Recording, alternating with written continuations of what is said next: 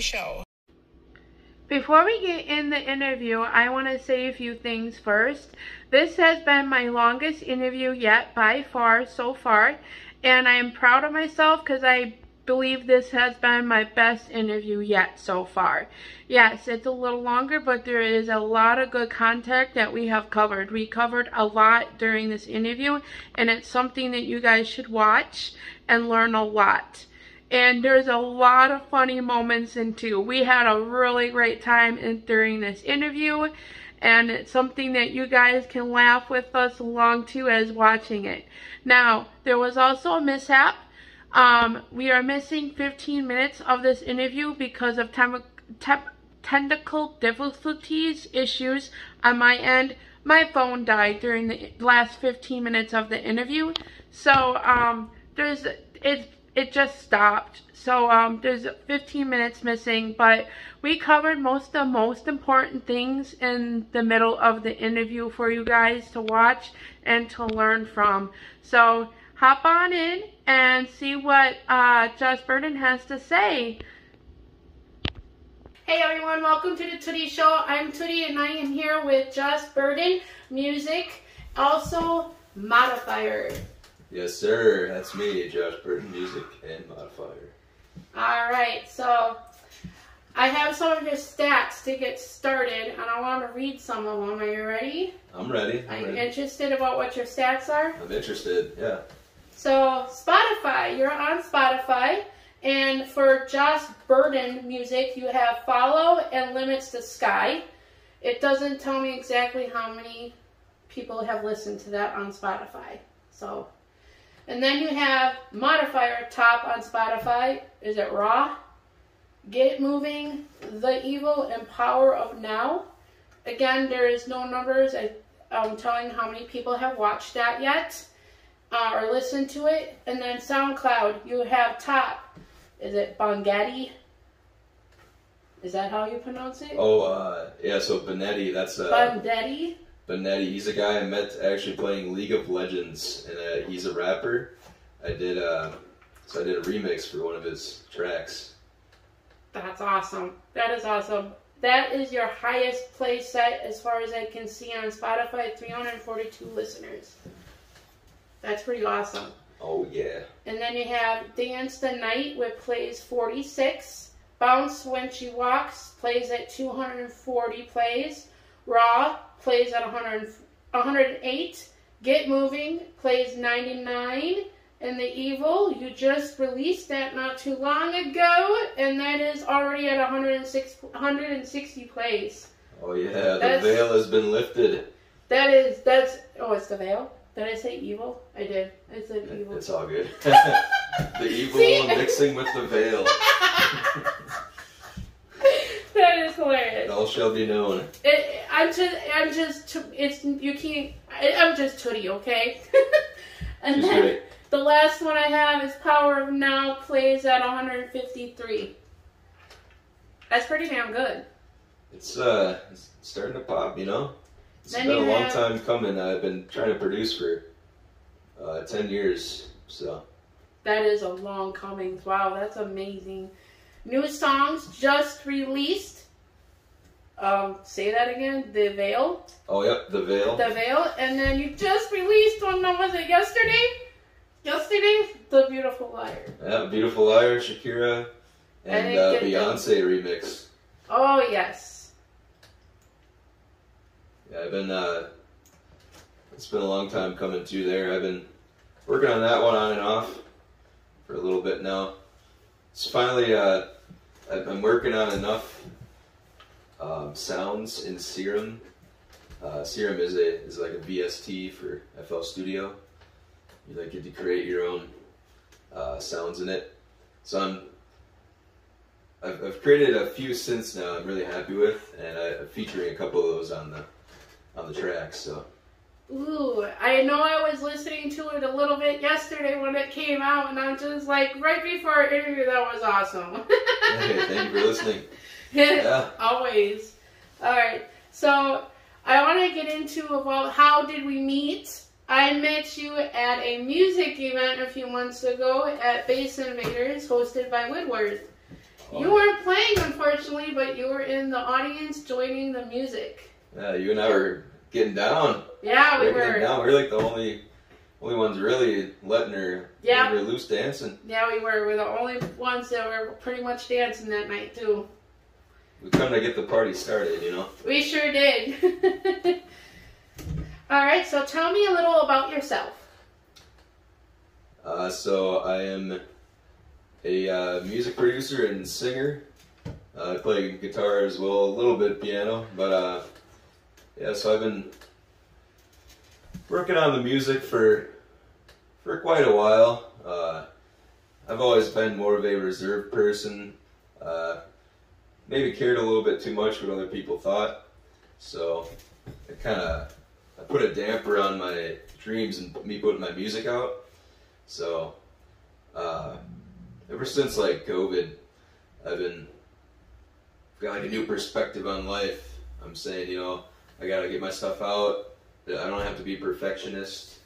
And I mean, being a perfectionist comes with its good and bad attributes. Like, you're self-critical, so you want to put the best stuff out, but at the same time, you're your worst critic.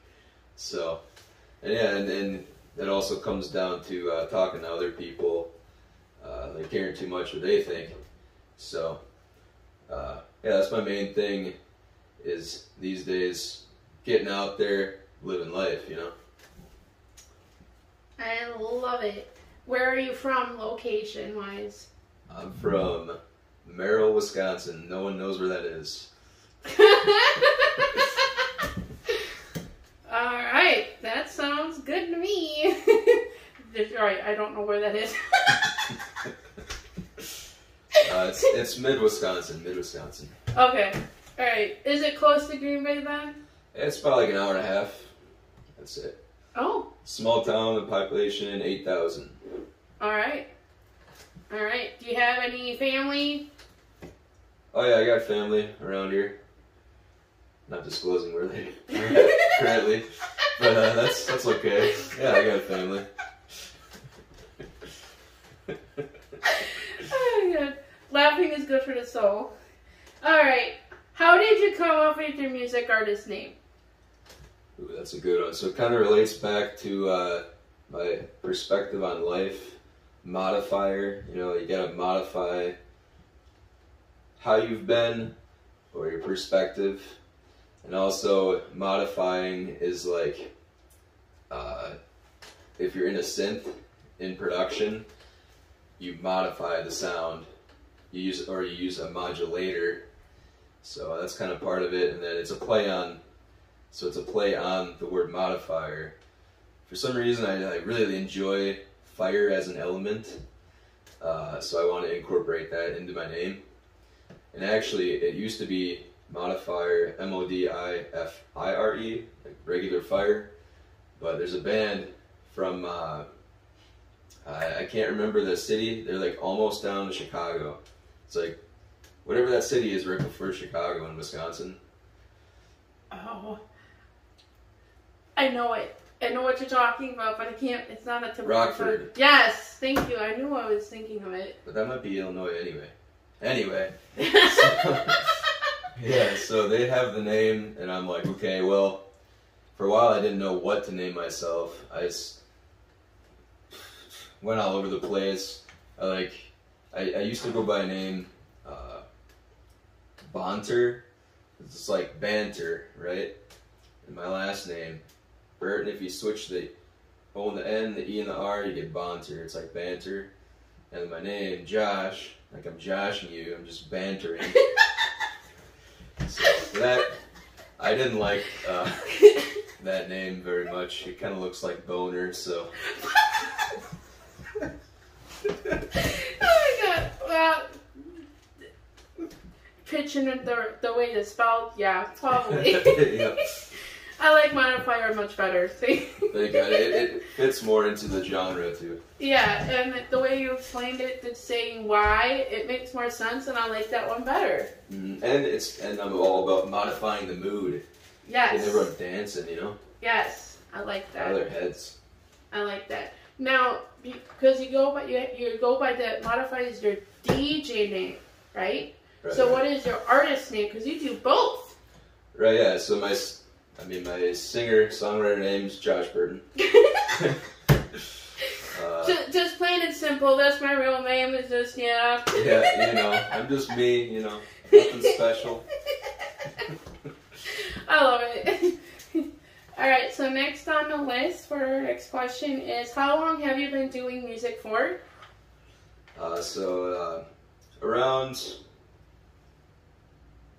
10 years, maybe a little more, I'd say, but realistically, like really getting into it, about 2 or 3 years, really getting serious. I've been doing busking in public, at the farmers markets here in Green Bay, going like to Appleton. Well, I'm in Appleton right now, not Green Bay. I've been in both places. And yeah, doing that, going to open decks, events, yeah, and actually locking down. Talking about lockdown, ever since the lockdown is when with the word that you can't say on YouTube, the virus thing that happened. Yeah, ever since then, getting locked down, that's when I got really serious. Alright, alright.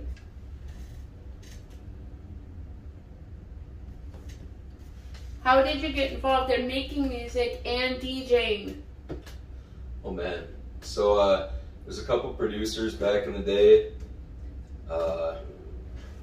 Vety for one, rest in peace. But and Savant is another one. They both used FL Studio, so I'm like, well, I gotta check this out because this is really cool. And I've been, ever since I can remember, I've been trying to like, there used to be a program back in the day, you could only record for a minute. So I'd like record the radio for a minute and then like you'd have to keep clicking it to keep recording. So I'd like be recording songs off the radio and then I'd make like a whole CD. Wow. That's not like LimeWire. I don't know if it's as illegal as LimeWire, but.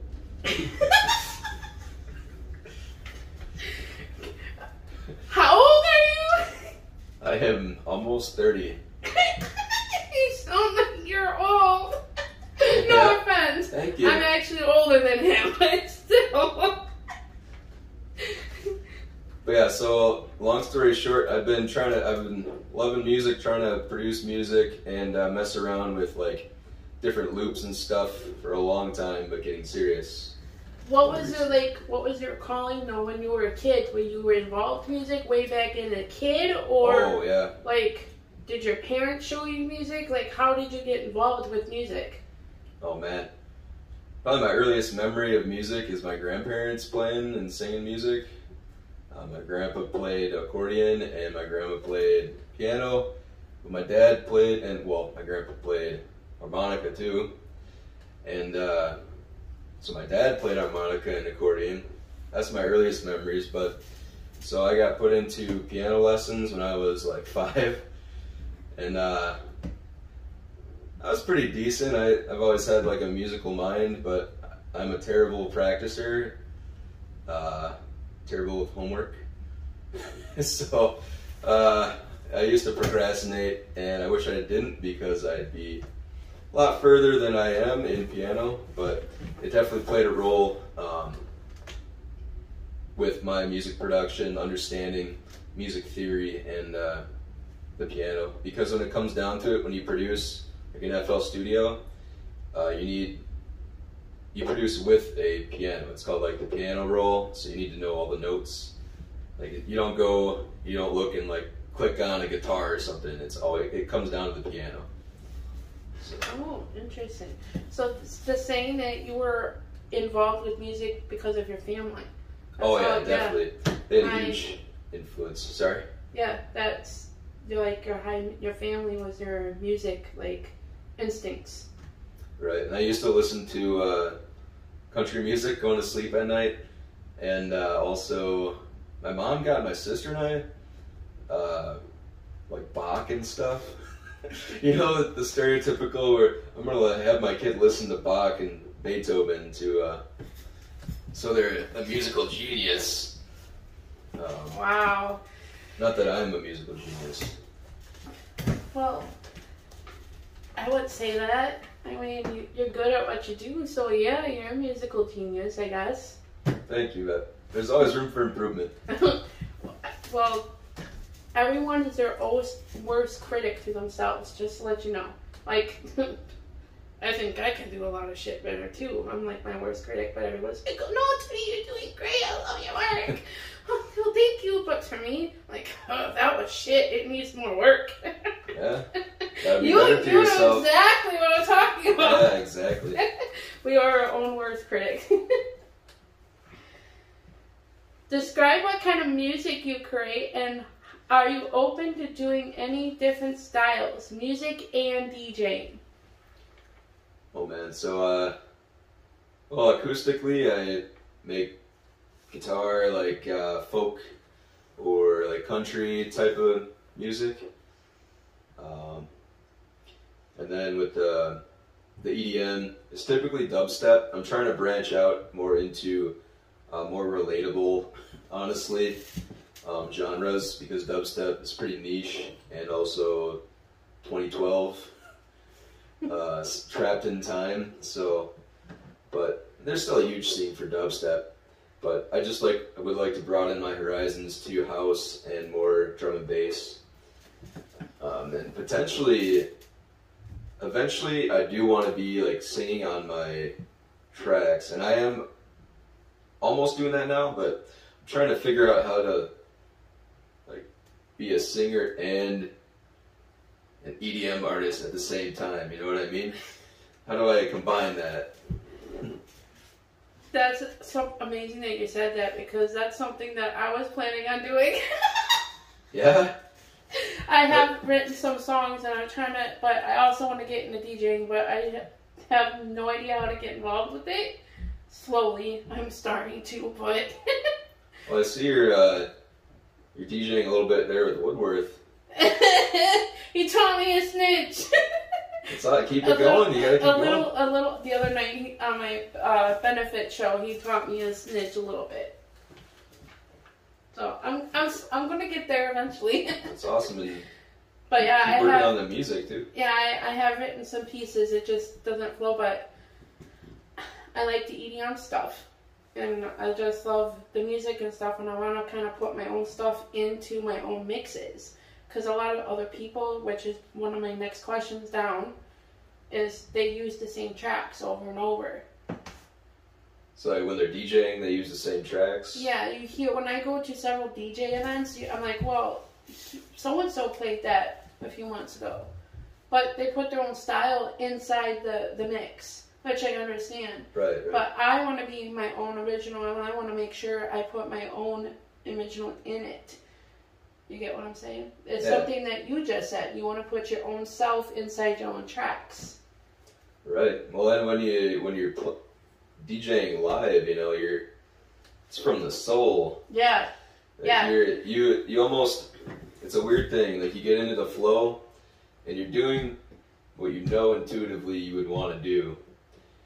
It sounds kind of brain bendy, but you know what I'm saying? Like you get into a flow state. You're almost like watching yourself.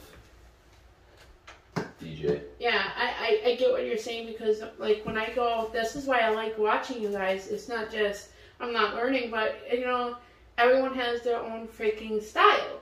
And even though they use that same track, and I keep hearing people using it, they put their own little twists in it. You can tell they move differently, they do different things with it. So it's nice. They go like this. Yeah, it's like everyone has their own vibe to it. It might be the same track music or the same mix, but I shouldn't say same mix, because it's a different mix. It's just the same song that they're using, and they're making it their own mix, is what I should say. Yeah, all those effects. Yeah. There's a lot of effects on those mixers. So everyone uses it in a different way, but the song is the same, is what I should say. Everyone's using the same song. It's just they're putting their own mixes. I actually don't even want to use, I want to use my specific song and put it in a mix. That's what I want to do. Straight up, like the whole breakdown is all of your tracks? Yes, that's what I want to do. It's a a lot of work. It is. Especially when you don't know what you're doing. It's a lot of work. We all start somewhere. Yeah. Just got to start. So that's what you want to do with yours. Is that what I'm hearing? Like you want to put your own stuff, like your own voice and stuff into your mixes? Oh yeah, for sure. Yeah, like produce my own track, like sing on my track, you know? Yeah. I got a couple in the works. I'm eager to hear it. No, not right now, but you know. Oh, maybe later here. I'm excited to hear it. Alright, so next one. Where have you all performed? What are your favorite venues? What's your favorite show you played at so far? I know it's all together in one, but it goes with the same question. Yeah, so starting in, let's see, the first ever show I played was at On the Rocks in De Pere. I don't know if you've been there. I've never even heard of it. Okay, so it doesn't exist anymore. It was like the only DJ scene like in the general area of Green Bay. I didn't know about LED Room back then. I don't know if it existed. I'm sure it did. But yeah, those were good times. We used to be so nervous. How long ago was that? Oh man, it's hard to say, but it's like 4 years, 5 years at least. Oh wow, why did they close? They did Yeah. Yeah. The thing. The word we can't say. Mm-hmm. And then those guys went to G Pub. I never got to go over there. I could have, I just didn't. But I think I was in Madison at that time, trying to make it with music there. And I was living in Madison, and the thing happened, and some other stuff happened. And I'm like, I gotta get out of here. So I'm straying away from the question, but that's what brought me back here. And then I started getting into the local scene with open decks events with Bryman, DJ Bryman, in the park, and then going to the Alibi in Green Bay. They've been having some events, and also probably the LED Room would be the best venue I've played at. That venue is very cool. It's called the LED Room for a reason. Yeah, it's one of my favorite spots for music, especially DJ stuff. Yeah, and there's a really cool show actually coming up. Oliver's, January 26th there. He is a really good melodic dubstep producer. Like, I can't believe the LED Room is getting him. Like, he is that good. I will be there. Sounds like the Tootie Show needs to be there. You need to be there. I will take you if you're. I will take you. So what was So yeah, you answered that. Okay, your favorite venues. Okay, good. So the LED Room is your favorite one so far. Oh, by far. Okay. It's one of my favorite spots, besides what happened to us the other night. I shouldn't even say that, but well, it's on the news and everything. When we had my benefit night there, there was a massive fight broke out outside. It started in OBs and then it went outside. Bunch of like 10 freaking people punching and hitting each other, and one of them pulled a gun and shot somebody. Wow. Yeah. Well, it's on the news, so it's already there. I mean, but it's still one of my favorite places, no matter what happens. So. Right. There's always going to be not so great stuff around. Yep, that's... Can't keep you from having fun. Right? Me and the DJ, we were just like, want to know what's going on over there? But I'm like, no, I just want to want the board. We stay on playing with the board. This like the music is what's more important. That's what you call a YOLO. Well, it was true. I'm just like, everyone's gawking out the window, like, fight. And we're just like, but it's like, he's like, do you want to know what's going on? And I'm like, no. The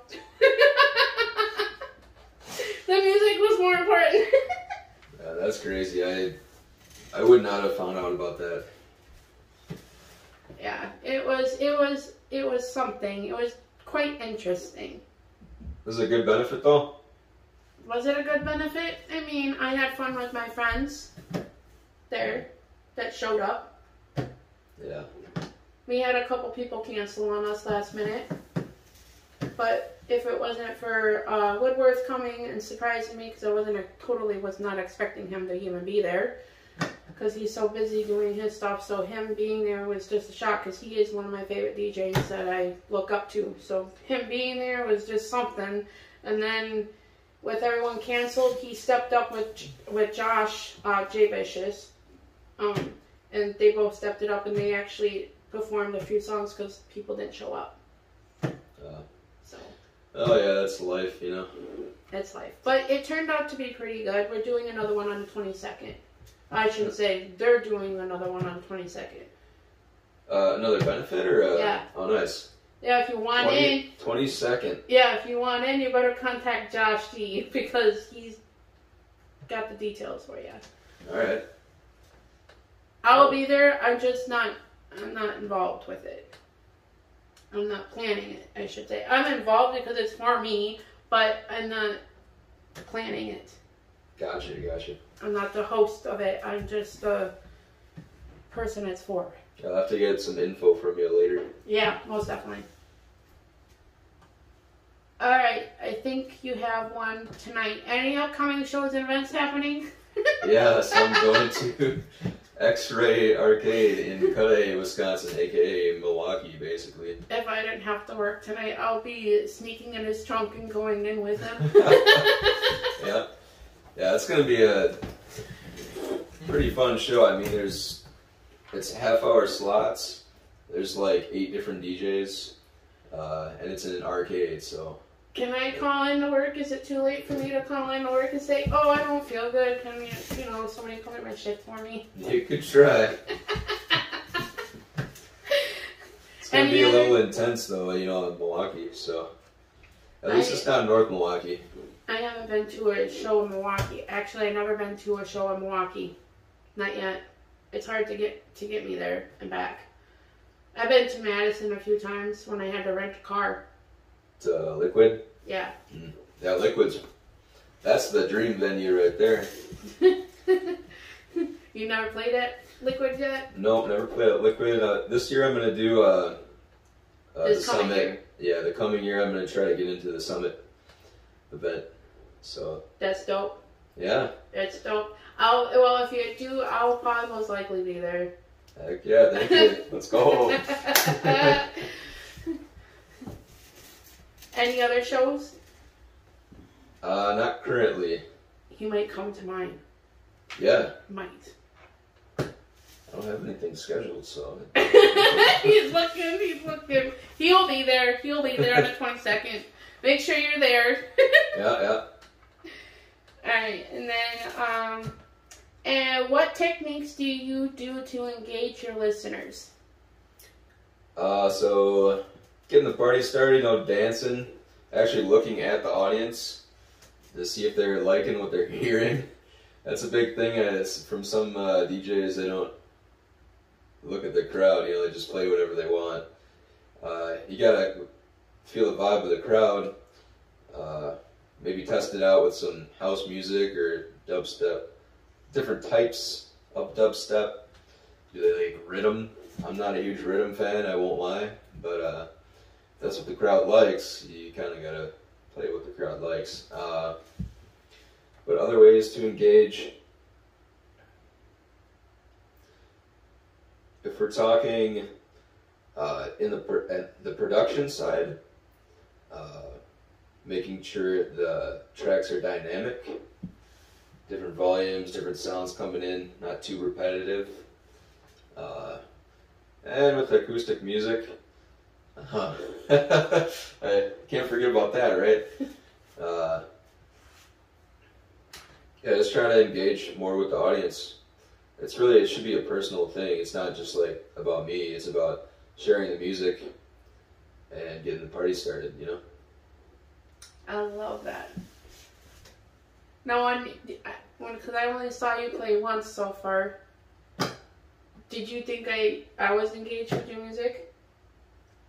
Well, you were working, so. But you seem like you're having a good time. I do both. Yeah, you were smiling, having a good time there. It's hard to... I was on the dance floor too. I mean, I wasn't feeling the rest either. I haven't been lately, but, you know. Yeah. And then I do work a lot too when I go to show. A lot of people say, well, you know, but that's my job. I get the videos and the pictures. They might be in your fucking face, but I get some good shots. Doing work.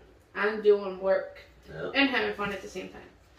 That's the dream life right there. It is. It sure is. And that's the best part about loving what you do. You really love what you do, and you have fun doing it. Yeah, and you seem like a very sociable person, so that'd be like right up your alley, you know? Thank you. I appreciate that. I am a social person. I love the community and I love people. Next question. What skills do you think DJs need to be successful? This might be a question for me when I'm getting to learn. Yeah, so basically learning beat matching would be key. Learning the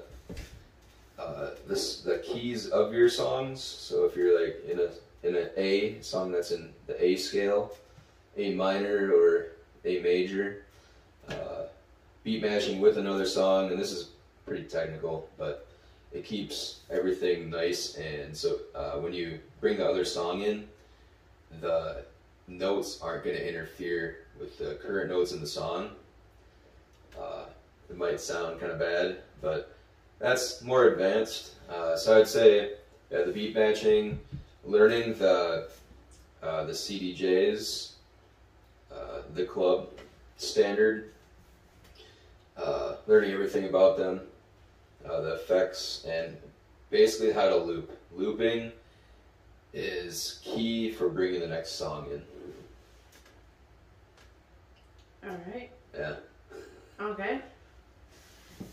Sounds really a lot. Hey, I mean, every next time, it's always a learning process, so you just don't be too hard on yourself. Even if you don't hit the beat right, you know, beat match right, there's a gnat in front of me. I know. I don't know. It's with this apartment, we got gnats, and I mean, obviously you can tell my house is spotless. Yeah, it's clean. There's nothing. I don't know. Anyway. we have the gnats. I can't get rid of them. I've had them too. It happens. But, yeah, I lost my train of thought. It's so good. That damn gnat!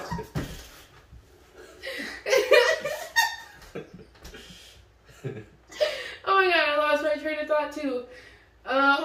That's a confusion gnat. My arch nemesis, confusion gnat. We were talking about successful skills. Oh, you're talking about the looping, I think it was. Oh yeah. Sometimes I get really loopy, and like, if I don't have enough sleep, I'm like, hoo-de-doo-de-doo.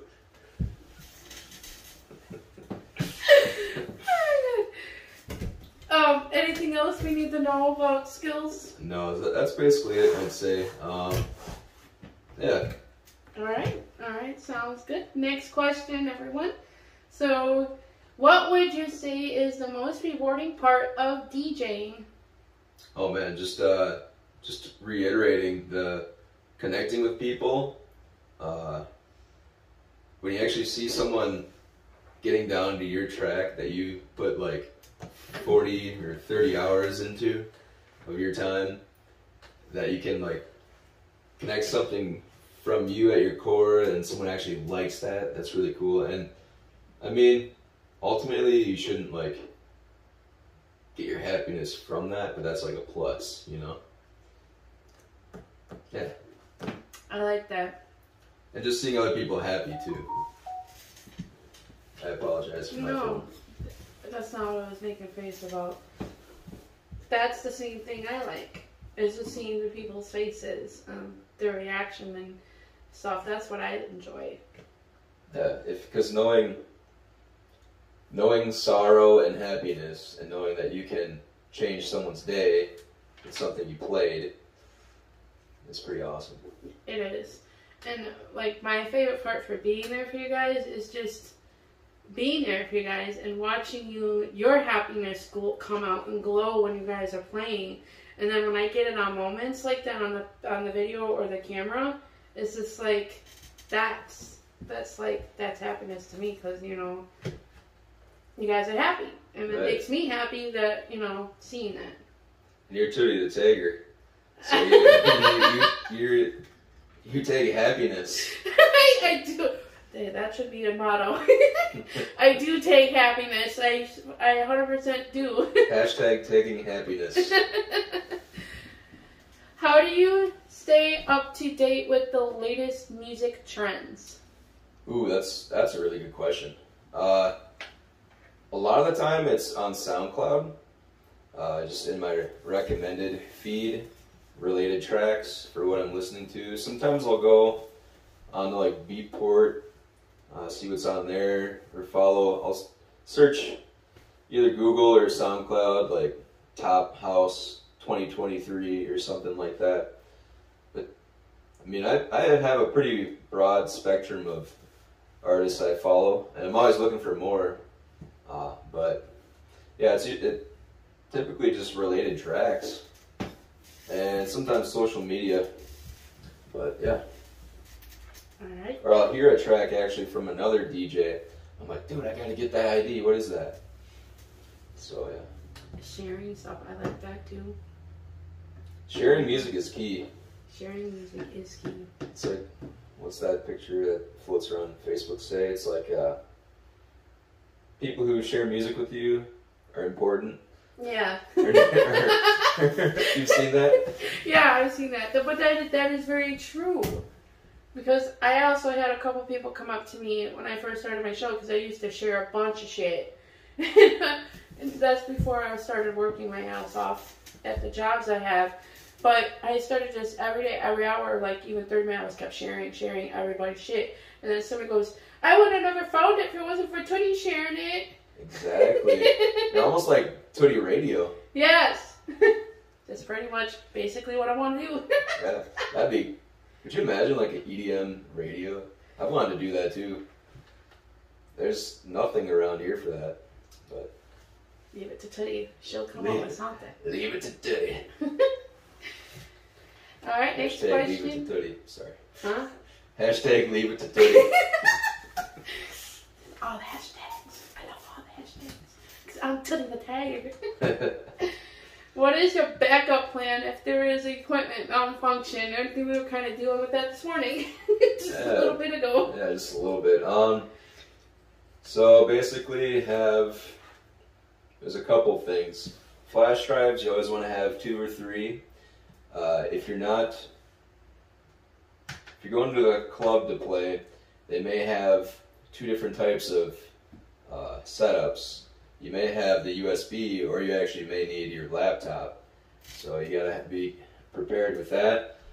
And ultimately, if all else fails, if the equipment actually stops working, have a auxiliary cord and your phone with YouTube Music or Spotify Premium.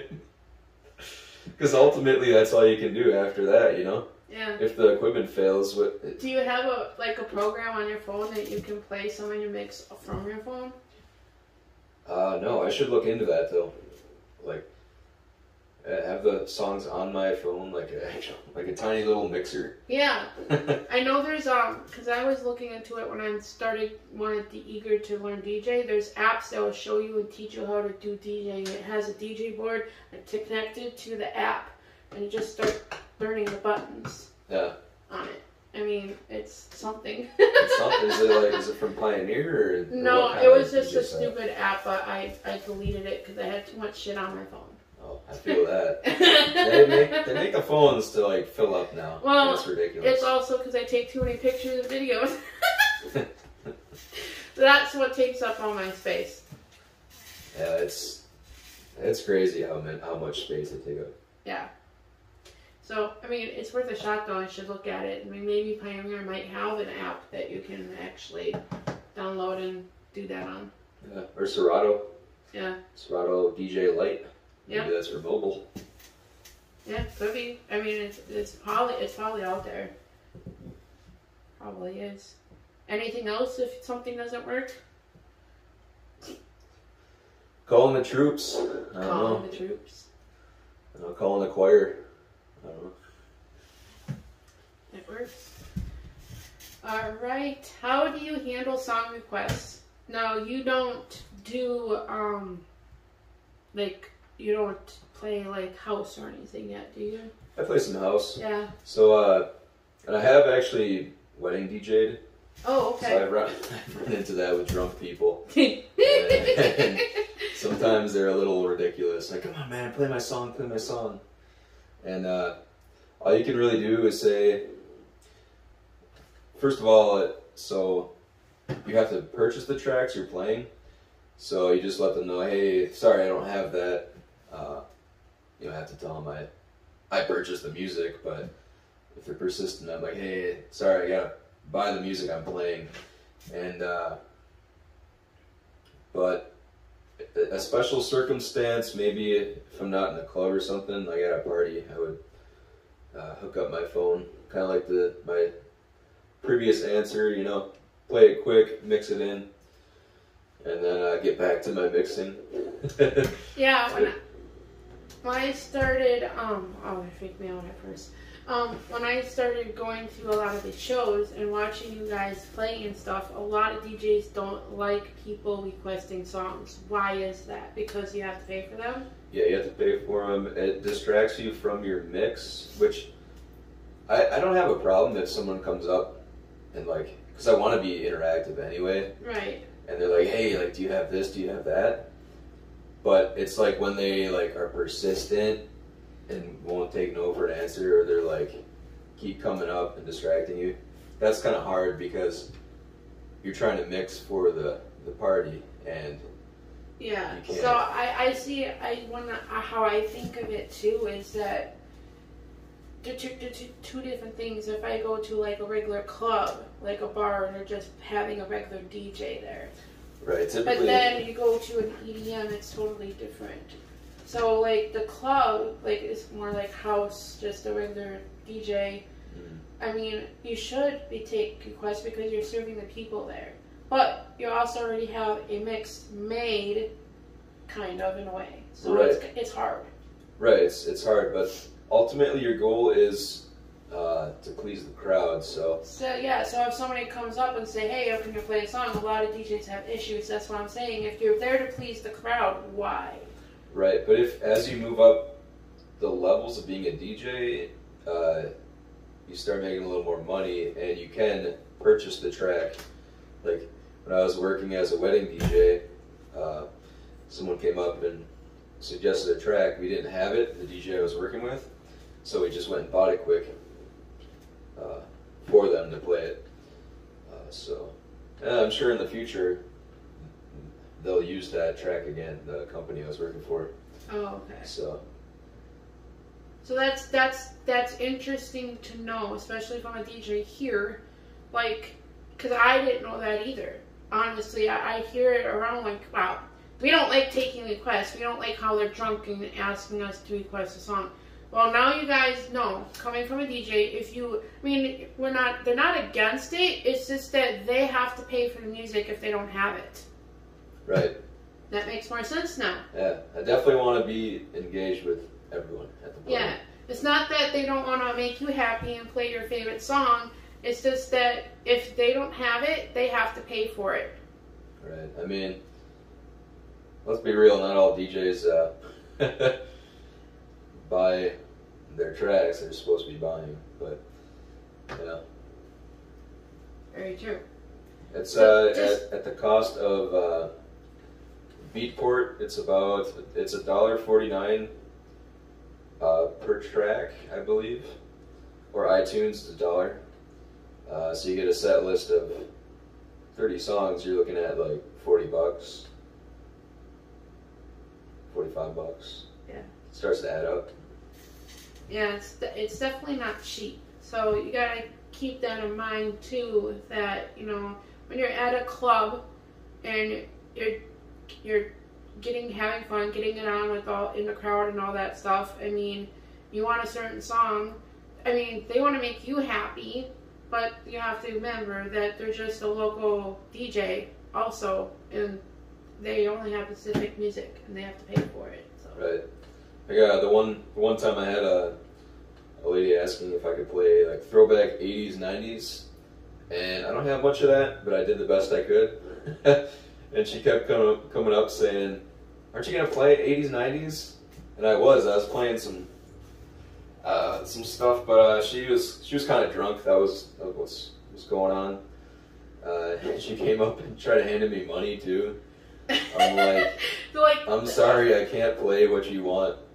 I'm not taking your money." So is that how, like, I know other DJs too. How do you handle that? Like when a really super drunk, intoxicated person comes up to you or keep bothering you to play that song, and you, like you said, you just tell them what. How frustrated do you get? I don't get very frustrated very easily. Eventually it comes to a point where you're super nice with them and they are just not getting it. You have to say, "No, I'm sorry." Like, "No. Please, I'm trying to DJ." And eventually, you know, I've never gotten past that point. Okay. Well, that's good to know. So we have a really good DJ over here on our hands then for the community. That's awesome. Now, everyone we were just talking about this before. Now, everyone has one that using the same song track in their DJ mixes. So how do you tend to put your own mark on your own mix and make it your own? A lot of things I've been doing lately have been involved with filters or flangers. You know what? Okay, it's hard to explain. I can't do it with my mouth because I'm not a robot. But it's like if you were like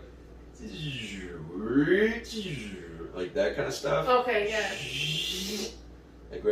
Like an opening mouth, basically. Yeah. Like, yeah.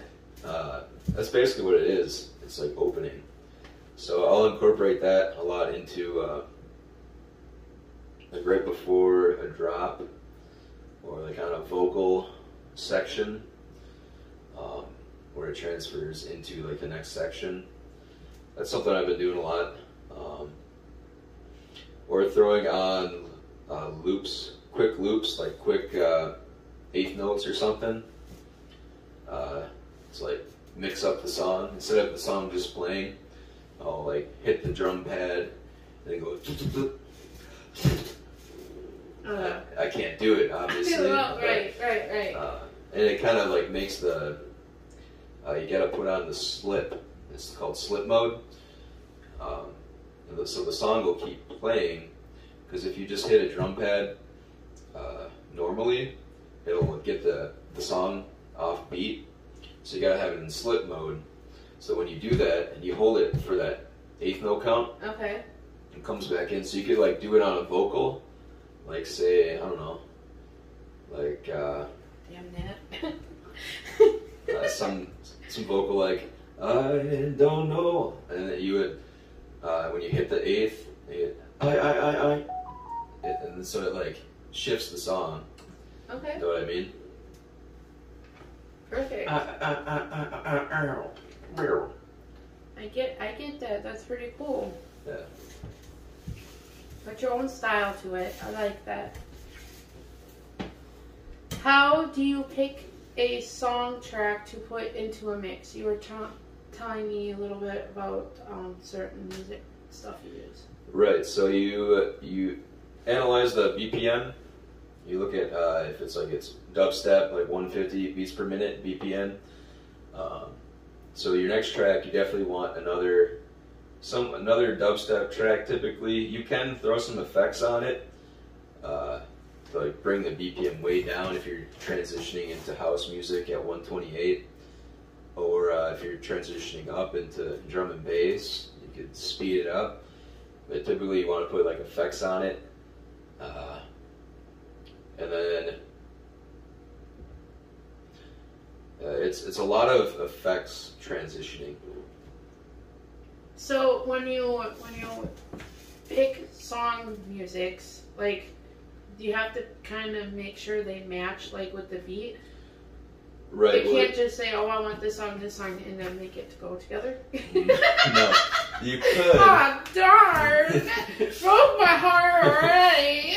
That would basically be like your Spotify just playing music.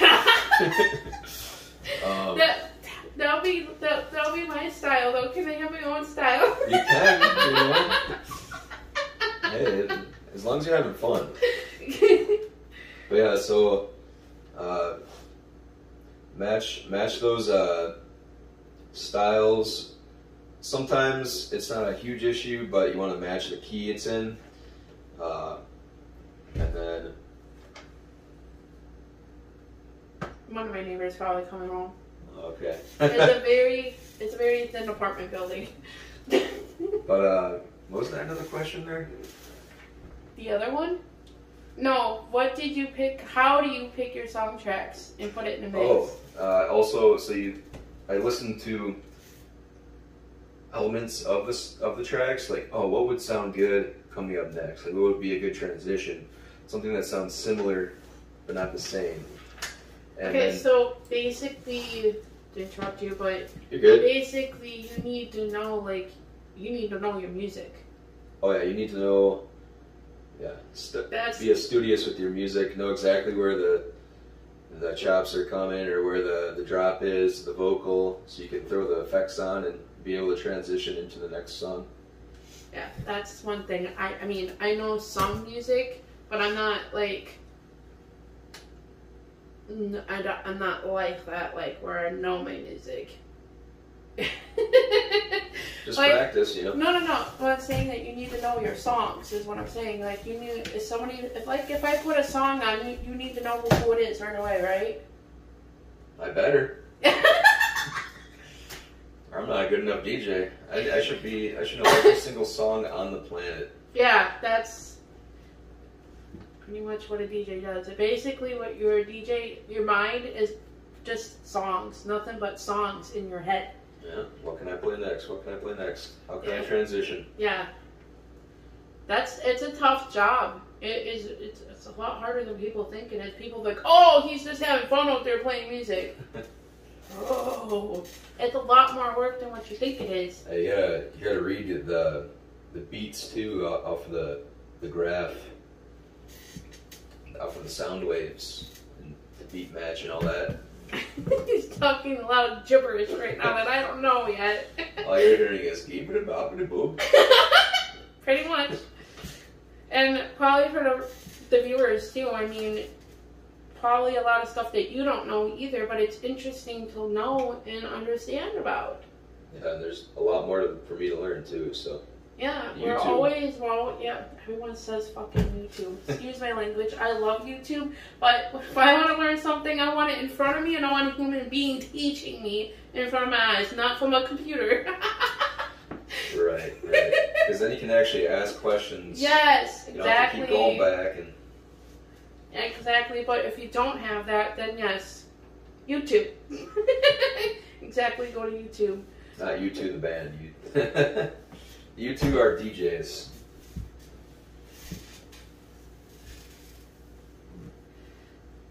Next question. What is your favorite to perform or play, singing or DJing? Oh, man. It's a hard one because they're not entirely comparable, but I'm more of a singer if I'm honest. I enjoy that more because that's like straight from my heart or soul or whatever you want to call it. DJing, it's more like, okay, I'm having fun, I get to play my music. Don't get me wrong, it's a great time, but it's not fully like me, you know. I'm playing other people's music. Yeah, it's fun. They're just not comparable, I guess. Like seeing people have fun in the club versus being on a stage, playing my own music, seeing people like that. You're explaining it just fine. I mean, you prefer doing singing and DJing, but you love them both. Mm-hmm. That's a good question because I've never thought about which I like more. I have recently. I'm like, I wonder sometimes what I should put more effort into, but. It's something that you have to prioritize too, like, you know, but that doesn't mean you can't do both. Because I know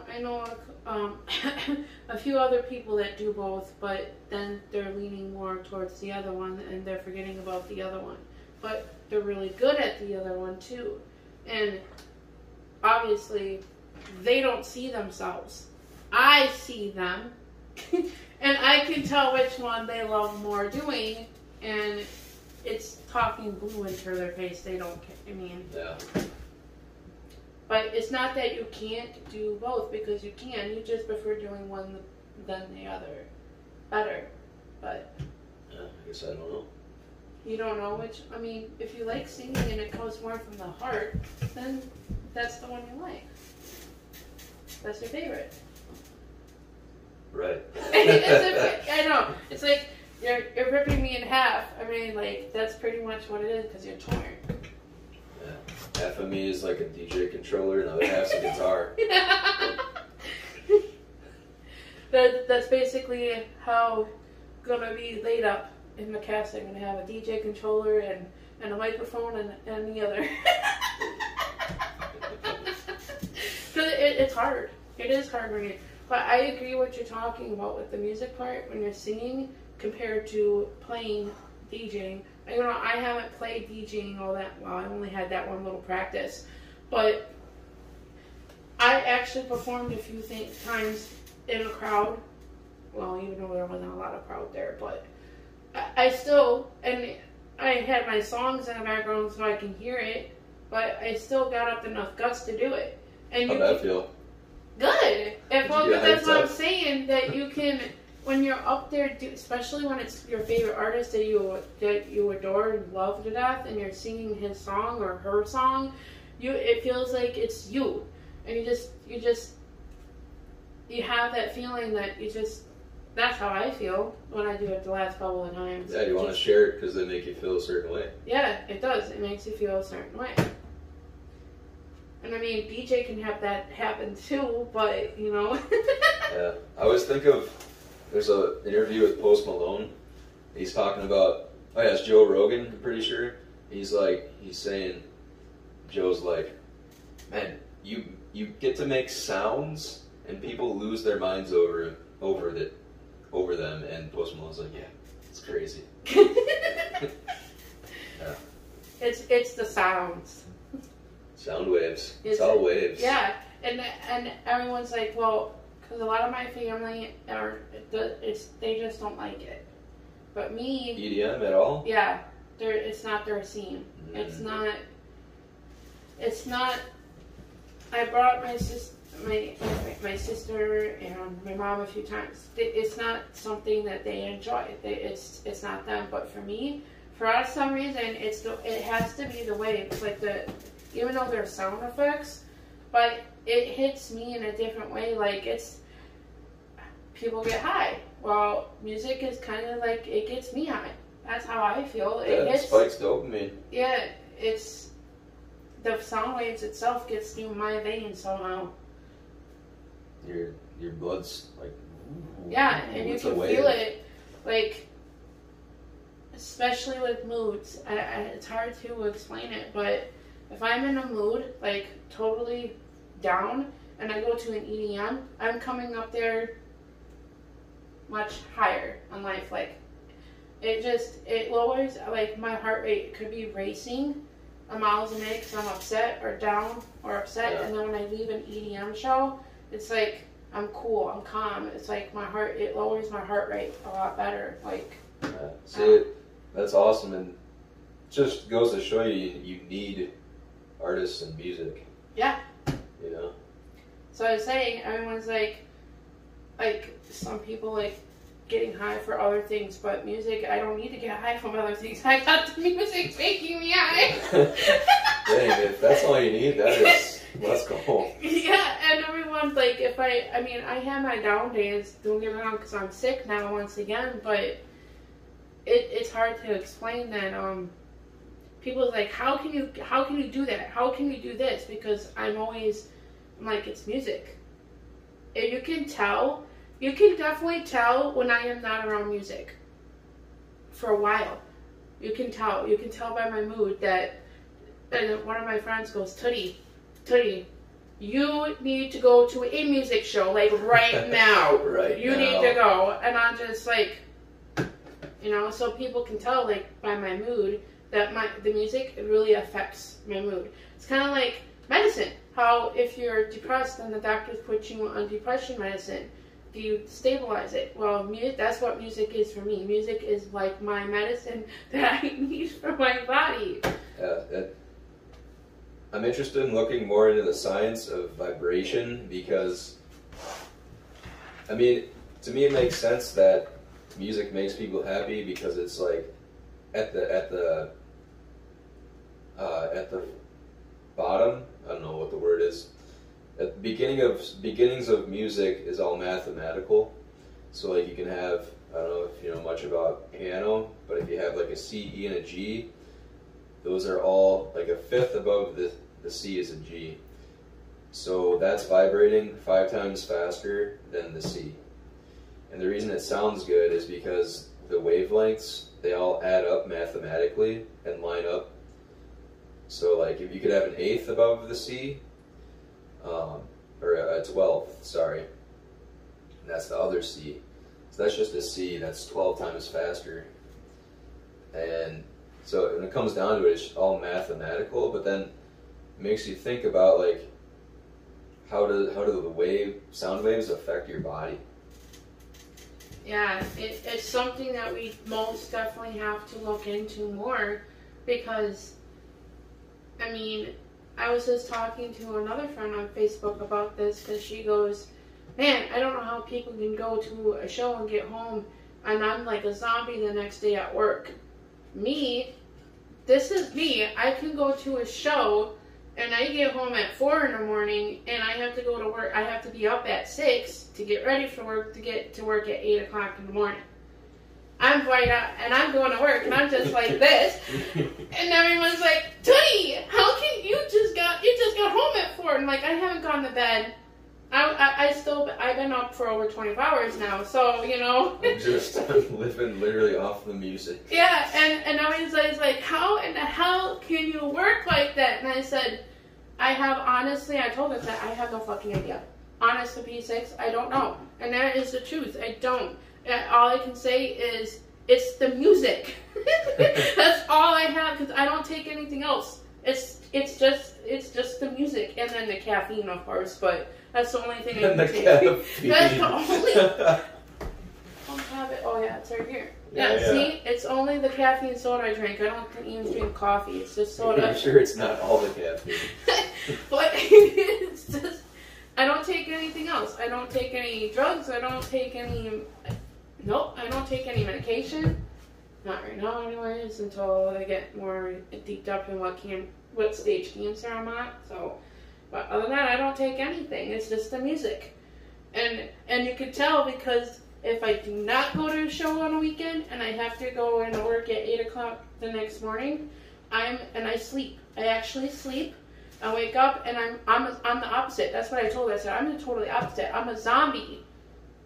You gotta be your own DJ in your car. Yeah, I'm a zombie in the freaking morning and I can't get up and I'm like, I don't want to go to work. I do not want to go to work. I can't go to work. All you gotta think is, hey, I get to DJ for myself in my car on the way to work. How cool is that? You have a car. I don't have a car. Oh, I'm sorry. I get to DJ for myself in my apartment this morning. I could DJ for myself on the bus on the way to work and with my headphones on. And just let you sit there. Pretty much. But it's interesting though how that, I mean, I can go to the show and I get home at 4 in the morning and then I just stay up because it's pointless of going to bed. Yeah. You shut your eyes. Oh, it's morning. Yeah, so, I mean, I might lay on my bed when I'm working on pictures and stuff, so I'm still resting and just working on stuff to get stuff done, but then I get in the shower, get ready for work and all that stuff, and I go to work and I'm just like, and I'm drinking too at these shows, so people's just like, Teddy, how in the hell can you do that? And I was just like, honestly, I don't know. People would think I would have a hangover. Nope, I'm just fine. I would be miserable. I'm miserable if I drink alcohol, so. That's what I'm saying. People's just like, Tilly, how can you don't have a hangover? No. I mean, they'll laugh. Sometimes I get really super drunk and tipsy. Where I needed help to get into the Uber car at one time. But then I went home. And not even an hour or two, I got ready for work and I was fine. No hangover, no nothing. it just came out of my system like That's nothing. crazy. You're blessed or something. I don't know what's going on. I know. Like, I don't know. It's just music has an effect on me with that. I have no idea. It completely negates all alcohol in your body. Then you hear the music, it's like, okay, alcohol's gone. That's, I'm saying, I have my body ever since I had cancer the first time. And I had that surgery. The old hoodie died, literally, because I did die during surgery. During first surgery. So, I came back to life because of music and God. And that's why I'm guessing that's why music does what it does to my body. Yeah, I remember you telling me about the music bringing you back. That's pretty amazing. Yep. That's how I started all this. It's because of music. So you started the Tootie Show a little time after? So yeah, the story was I had the hysterectomy in December 3 years ago. And my anniversary of 3 marks is coming up in a few weeks. But I had the hysterectomy done, and then the song, it literally, my favorite music artist literally saved my life. My heart and lungs didn't want to come back. Which music artist was that? Overtime. Overtime? Yeah. Well, I'll have to look them up. Ooh, he's a song person he doesn't know yet. Overtime. Yeah, what am I doing with my life? He's an independent music artist from Montana. He does rock, country, and hip hop all together in one. Oh, okay. I'll play some music for you after the interview is over. But literally, on the table, they had a few times where my heart and lungs gave out during the surgery, and they couldn't give me. The 4th time, I was gone. I saw the light and everything, saw my grandparents. I could see myself, this is how scary it was, I could see myself on the table. The doctors were just trying to pump my heart and my lungs, and they could not get it to go. They were about to give up, and then all of a sudden that song came on my playlist in the surgery room. Jump-started my heart just like that, and I'm here today because of that. Literally dropped back into my body. That's amazing. Yeah. I have never met someone with the near-death experience. So you actually experienced the... Yep, I experienced the light. it. I will never forget it. I will never, ever, ever forget it. And ever since then, I started following him more on his socials. And it took a while, but then I started posting more of his stuff on my regular personal page. My family, a lot of my family is Christian, so they don't like, because of cussing and swears and all that stuff, they're against it. Yeah. And it's not their type of thing. They don't like that kind of music. And his music? yeah, or any kinds of people music. It's got to be Christian music, because there are a lot of high Christians, like really high Christians. And so I was just like, I didn't care. It's my page. If they didn't like it, they can get the hell off. And that's how I started. I used to be a person, like, I used to always care, like, oh, don't do this, don't do that. Now at the point, like, I don't fucking care. It's my life. Yeah. If they didn't like what I was posting, they can unfriend me or get the hell off my Facebook page. That's how I just started to look at life. And then at the meantime, my friend just started helping me in certain things, and I found out that he was coming to Wisconsin to tour. And when I looked up to see how close it was, I figured out he was playing on my birthday. Nice. The next year. So I bought tickets because I wasn't going to miss it. It's like my birthday. Like, honest, how can you not miss that? And the tickets were only $25. So I bought the tickets, and I did all that. My mom surprised me with VIP tickets on top of that for my birthday. So I got to meet him and everything, and conversation he had with me for 45 minutes outside. I will never forget that. 45 minutes, wow. Yeah. I'll never forget it. I got his tattoo on my leg that my music group paid for my birthday. So I have that. That was also my birthday gift. So ever since, like, after that one show, I seen him play on my birthdays. When technically, I'm like, I have to do this. I have to do it, and that's when I started the Twitty show, like that next month in September. It makes you wonder about your callings you feel in your life. It makes you wonder where they come from. That's pretty much how I got involved with music. That's awesome. See, so something negative turned to something positive. Yeah. And now I'm sick with cancer again, but I'm fighting hard, and Twitty show is starting to live up again. It fell. It's awesome. It fell for a while this summer, and then now it's starting to see, like you said, when something negative happens, yeah, something positive comes up. So it's gotta stay positive. Yeah, it's all gonna work out. So that's how that happened, and that's why I'm saying, like, when I'm explaining to you the music of the question we had, like, literally when I died, literally I was dead. The flat line was just, they couldn't get me to go. So literally I died, and then I came back, and I guess I have that music line in my veins, reborn. Music line. That's how I think about it, like. Yeah. Because you have your heart line, and when it goes flat, you're dead. Yeah. You're technically dead. But that song of his saved my life, and it gave me my heartbeat back. So I call it music line. That's how I think of it, and that's how I think of every time I hear music. It's pumping like my heart. That's how. Yeah, no, that makes sense, because your heart has an electrical pulse inside it somehow magically that you get from your parents, and they got it from their parents. It's crazy when you think about it, but yeah, like, so that's kind of a wave in a way. Sometimes I wonder if, like, music is electric. You know, the what is it? The something magno-electric spectrum. You know what I'm trying to say? Like, we see color, and then there's the spectrums outside of it. Right. I'm getting, like, way too deep here, but sometimes I feel like the but waves it's of a color question and that, sound and all of it are related, because it has to all kind of be related, you know? Yeah, I 100% agree to that. I do. So I believe that my phone just went off. I believe my phone went off. No, I believe that potentially, yeah, sound could jumpstart your heart. That'd be really interesting to look at the science of that.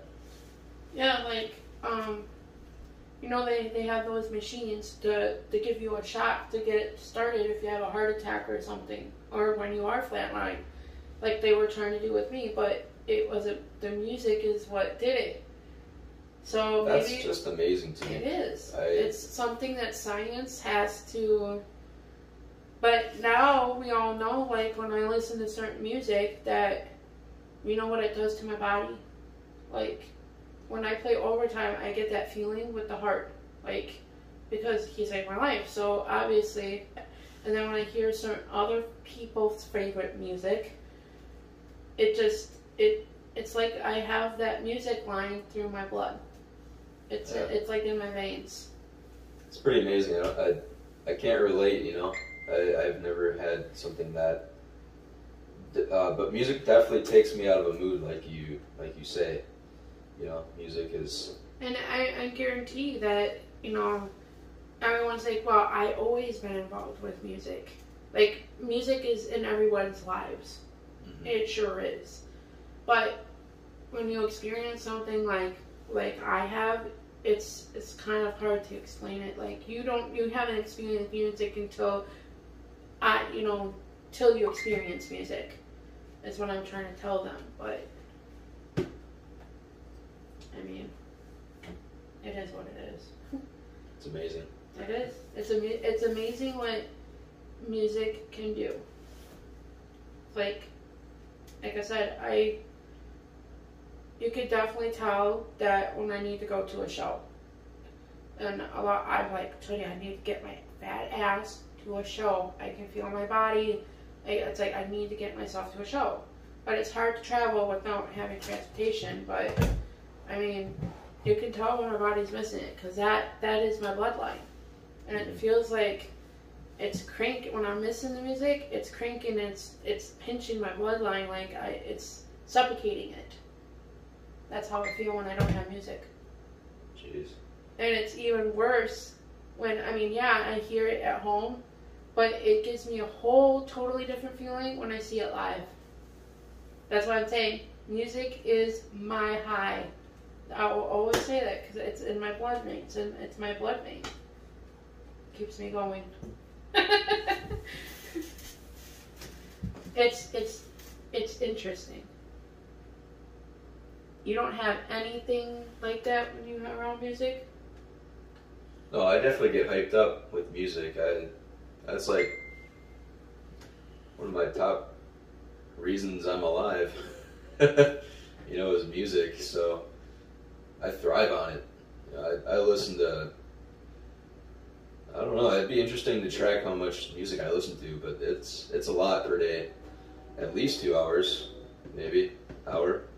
I just had my Spotify rap. Oh yeah, who's your top? Overtime. I was gonna ask. Is it overtime? It's on my phone, so I can't show you because we're recording right now. But oh wait, go on my Facebook page. On the Tootie Show, I posted it. He has his computer, so he can go on my page. I think I'm logged out of my Facebook right now. Are you serious? Hold on, let me go on mine. What's your URL? Is it just into the show? Should be. Hold on, we're looking up the stats. I can bring it up. I can't get in. I can get on mine, just need to find it. There it is. I like to log out of my Facebook sometimes because otherwise I'll spend too much time on it and just mindlessly click, you know? I'm trying to be productive.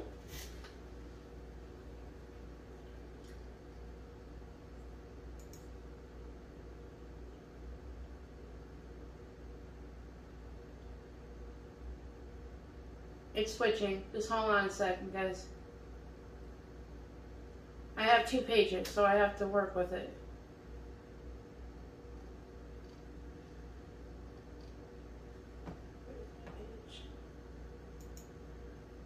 Posted a lot of shit in the last couple of days.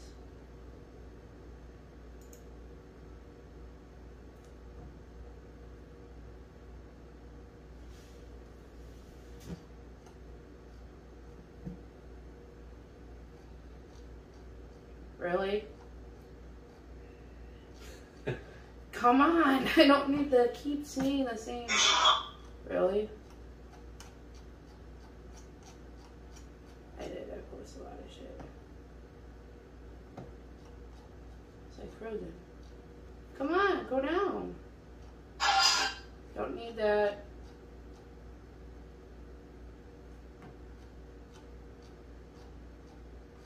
Anyway, he was my top. Then it was, God, I can't remember.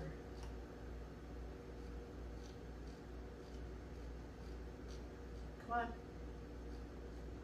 Come on. Getting there. Nope. Why is it so huge? Try holding control and scrolling up.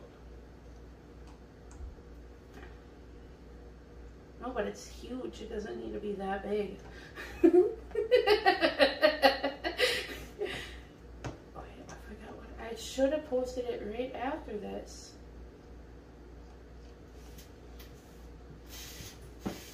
Oh, it's right after the pictures.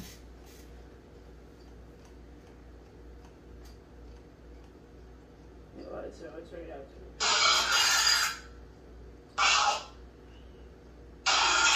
That was just yesterday.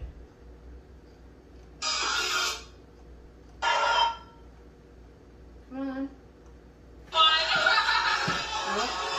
See, that doesn't work either, what you said. It doesn't work. There it is. Right here. So yeah, it says, Overtime was my favorite, then Tyrello, J Vicious, Meaningful Music, Austin Martin. I listened to 13,504 minutes. Wow. That's low. Third. Previous years, it was up to 30,000. Previous years. What happened? Working. I can't listen to music when I'm working. You just gotta get a permanent earbud. Not when I'm on the floor. I can't have that in there. I know. When I'm on the floor. You say, I do what I want. Music is my life. If I had a choice, I would have it in my ear and would be listening to it constantly. But because I have before, I was taking care of my mom through the state and stuff before I got all involved with it. So I just sit when she was sleeping. That's all I would do is just constantly listen to music and post stuff from music stuff on my page. So that's why it was so high. Then all of a sudden when I said, Mom, I gotta branch off, you gotta figure out your own caregiver, I gotta do my own. So that's when I started working and getting regular checks, doing my own job. Yeah. And so now that's how low it is. I mean, it's freaking high still, but I mean, and the other one, the other picture, I think it was.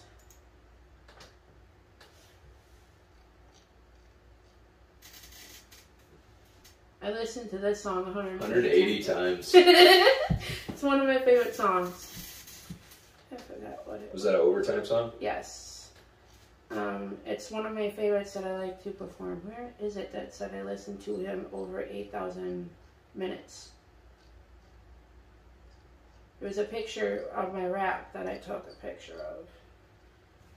So yeah, this is my total, but there's a total that I just listened to overtime alone for so many minutes. And it said consistently, if that was, it would be 9 days straight in minutes. It was like 8,000 something minutes. Overtime marathon. Really putting in the overtime marathon. That's what I'm saying. I'm addicted. Putting in the overtime. That doesn't count sound count. I know what you mean. That doesn't count SoundCloud, because I listen to a lot of my EDM stuff is on SoundCloud. Yeah. That's the thing about SoundCloud is so my tracks, the most of my music gets heard is on SoundCloud, and I actually don't make money from that. Yeah, that's the hard thing about SoundCloud. Yeah, a lot of people don't make money from SoundCloud. Yeah, but the nice thing is you can post remixes, so it's like it's give and take, you know. Because I got a few remixes I wouldn't be able to post on like Spotify or anything. Right, that's the difference. That's why a lot of other, especially EDM people, like to post their music on SoundCloud. Mm-hmm. The thing is, you can monetize SoundCloud, but it's like $15 a month, which is insane. Maybe don't quote me because I'm not entirely sure, but what I read was $15 a month, and you can distribute your music through DistroKid or TuneCore for $15 a year. So I'm paying.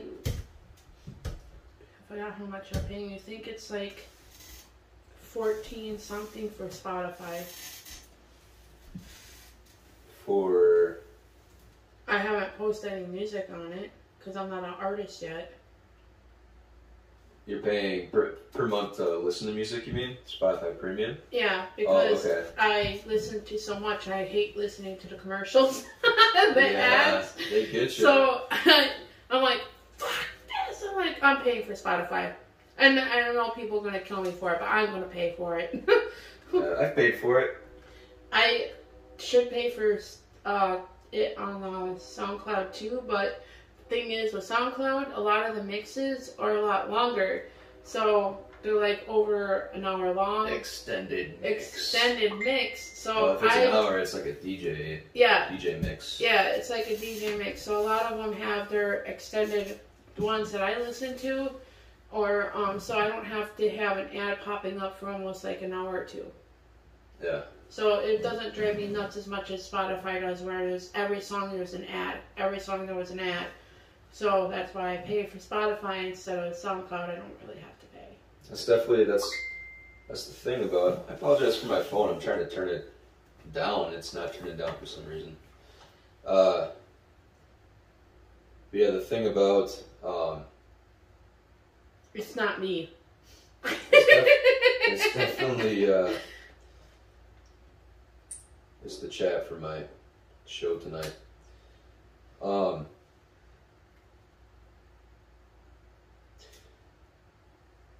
Yeah, so it's the ads on Spotify, you know, it's so they can pay their artists, but they don't pay really well. No, they don't. No. So all the money that they're getting is pretty much, it's not going towards the artist at all, pretty much. Like they still pay out, but they're actually coming out with the next year. They're going to be doing, your songs need to reach a certain amount of plays to be eligible for payment. So, which is not right, but I mean. Yeah. So, but right now it's okay. You don't make much as if anything, as a starting out artist. That's okay.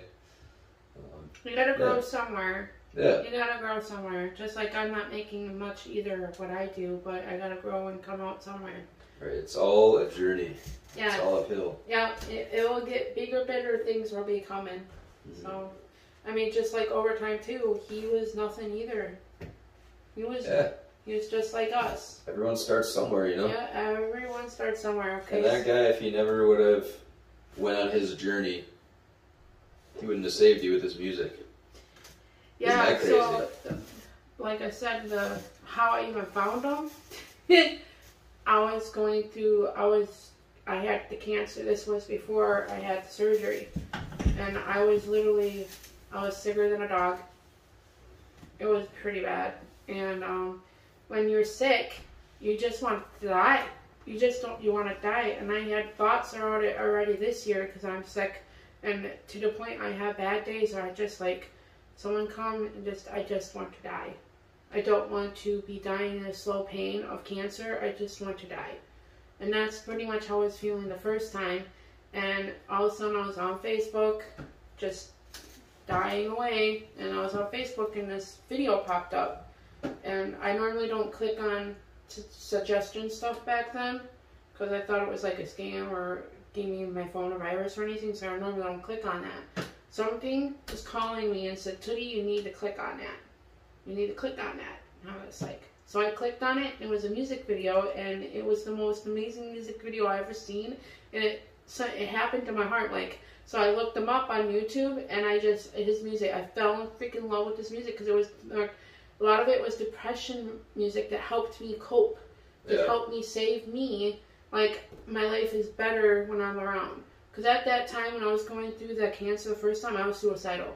Like, I was ready to go. I was ready to kill myself. Like, take a bunch of pills and just go. I didn't want to be here anymore. That's how bad it was. So, they technically saved my life twice. Just because of that one music video. Well, I'm glad. I can understand you'd feel that way, you know? Yeah, I mean, cancer it's a bad disease. People don't know how, like, because they never been through it, they never had it, but I'm going through it a second time in my lifetime now. Mm-hmm. Well, so, I say I understand, but to the most I can, you know? No, I'm not trying to say I completely understand, but you kind of understand, but you don't understand until you had it, kind of thing. I mean, everyone has mental health issues. Everyone has those points in life they want to just give up and want to die. I mean, that's also a massive disease that's going around a lot lately, too. Like, mental health is important. But yeah, it's hard out here. It is. It's really hard. That's why we need art and music. Yeah, I struggle sometimes, I won't lie. But yeah, that's the music makes you happy. It makes you happy and it keeps you going. And also, it shouldn't always be the music, but it's the people, too. Yeah. Well, people are the most important thing anyway. Without people, there's no one to enjoy the music with. There's no one to write the music. Yep. So. I agree with that. I agree with you on that. But yeah, it's just, it is what it is. It's the music. I keep saying it's the music because it is for me. Hashtag it's the music. Hashtag everything for the Toot Show. Hashtag. Hashtag it. Alright, moving on. Because it's not all about me. So moving on, what are your dreams and goals in your music career? Oh boy. To stop being so hard on myself and make it with my career. Hopefully, I'd love to be playing shows like Jack Johnson comes to mind because he's one of my favorite artists. I don't know if you know Jack Johnson. Nope. Oh, you gotta check him out. He's like island folk, acoustic rock. Okay. But yeah, I went and saw him in Chicago. It was beautiful. Like I was at Huntington Bank Pavilion at Northerly Island, and it's a whole beautiful city in the background with the sunset and my favorite artist with like cool visuals and awesome crowd. And I was like, man, I felt so inspired while I was there. I was like, I would love to do this. And just watching him like interact with the crowd, and he'll like even the thing about Jack Johnson that he's taught me, he messes up and he'll just laugh it off. That is me.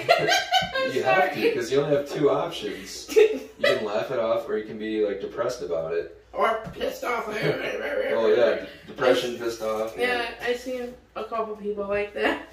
Me, if I really mess up, sometimes it depends. I get upset, frustrated, but for the most time, I laugh about it. Yeah. I'm like, oh, it's just Tootie me being Tootie. What can I do? Tootie being Tootie is awesome, so there you go. Damn. That's why you're laughing, having a good time. But yeah, so to be like Jack Johnson, or who are my EDM aspirations? Maybe like Virtual Riot, even though my style isn't like his. He's crazy at production, but I don't know. I want to play Lost Lands. I want to be on the same stage as Chime. Ever since I came into this scene for the EDM, I just like Lost Lands. I kind of gonna go this year, but I couldn't because of work. Yeah, money. But money. Yeah, it's a lot of money and stuff. So I'm just like, but my dream is to get there eventually and do some kind of Tootie stuff there. And get there. I'll get there eventually. I haven't been to one major music festival yet. Not even like what? Is Electric Forest on your anything? First? I don't know what my first is. I just want to be able to. My goal is to be able to get invited to one music festival and do Tootie show stuff there. Interviews, meet artists, get pictures and videos like I normally do, but also experience the fun, because that's what I am. I get involved with it. And that's one thing Liquid didn't like. I got okay to take pictures at Liquid, and because I have my camera now, and it was actually supposed to be a prize for Woodworth because he was supposed to play that night. And he had car trouble, so he couldn't make it. And I was there because I got back access to take pictures on stage, behind stage with all the DJs and stuff. But they didn't like how involved I get with the DJs. I'm not just standing up there taking pictures. I'm getting involved with them in the music. That's just I'm working, but I'm also having fun at the same time. Right, yeah, that's. And I take too many pictures, and they didn't like that, so they didn't even give me the okay to post my pictures. I couldn't post them yet, and the DJs can't get their pictures until they give me okay. And they never gave me okay. They never reached out to me, and they never invited me back. So. Well, sometimes you. That's my main goal, is to do all that at a major music festival. So. It's all live and learn, you know. That's. Yep. Pretty much. But I can't help it when I'm, like I said, when I'm around music. It's just something I like to do. I'm just there with the camera and I'm just bouncing along with it too. Right, I know. Like I've seen photographers and videographers there, and they're always, you know, they're getting the shot and then they kind of disappear and then they come back, you know. I'm different. And not to make it all about me again, but when I first started, and have you met, he changed his name to Isolate? Nope. You never met him yet? He's another one of my favorites, because I met him basically when I first seen John play for DJ, or what I should say Woodworth, sorry. When I saw Woodworth playing for the first time, and that's when I met, his name was Lights Out at the first time, but he changed it to Isolate. I think I've seen that name, but... Yeah, he changed it because so many people had the name of Lights Out. So he changed it to Isolate, but he's another great, amazing DJ of that I like to watch play. But when I first saw them all grouped together, because there was like 5 or 6 of them, and I met like I do normally, they're like, Tootie, because there was another professional photographer there besides me, and all the DJs were outside smoking, and I was just standing out there getting fresh air, and they're like, fuck him, fuck the professional. Tootie, you're amazing at what you do because you vibe with us. You don't just stick a camera in our faces and here, this is for me, because they're getting paid. You're not getting paid. You're there doing because you love what you do, because you love us, you love watching us, you love supporting us, and you like vibing with us. Those are 2 different things. You can tell by your vibe. They love to have me because I'm different. And every time I've been to Liquid, it's been like all about the producer, you know, up there. Like he's putting on the show, and like it'd be awesome to see like the camera person having fun too. And I know that like them just specifically, maybe not another venue, but every time I've seen those workers up on stage there, they always they're discreet, and they're wearing black a lot of the time too. Yeah, I mean, everyone has their own thing too, but how I look at it is, yeah, this is my job, but I love my job, and I don't get paid for what I do, but I love my job, if that makes sense. The other professional people there, they don't care. That's the problem. They don't care about being there. They're there because they're getting paid to be there. That's why. Me, I'm the opposite. I care into being there because I want to support everyone, because I love it. I love my job. That's why. I mean, you can tell the ones that are really discreet get in there because that's their job. That's what they're getting paid for. Me, I'm doing it because I just want to be there. And I love it. And I love what I do. I'm far from being a high-tech professional. I mean, I'm not a photographer, but I love what I do because I love getting the moments.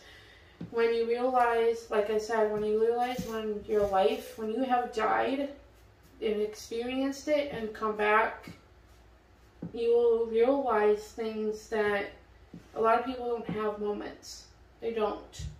And then I'm a person that's there for their special moment, and you're seeing them happy, and you can and you're standing there, I'm enjoying it.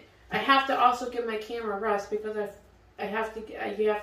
only works with the stupid flash on for right now, until I can figure out how to get it to work without the flash. So I have to give my camera a rest, so when I'm resting, I'm watching. And I'm enjoying it because they're happy. You should see how their emotions get. It's just something, and I capture that.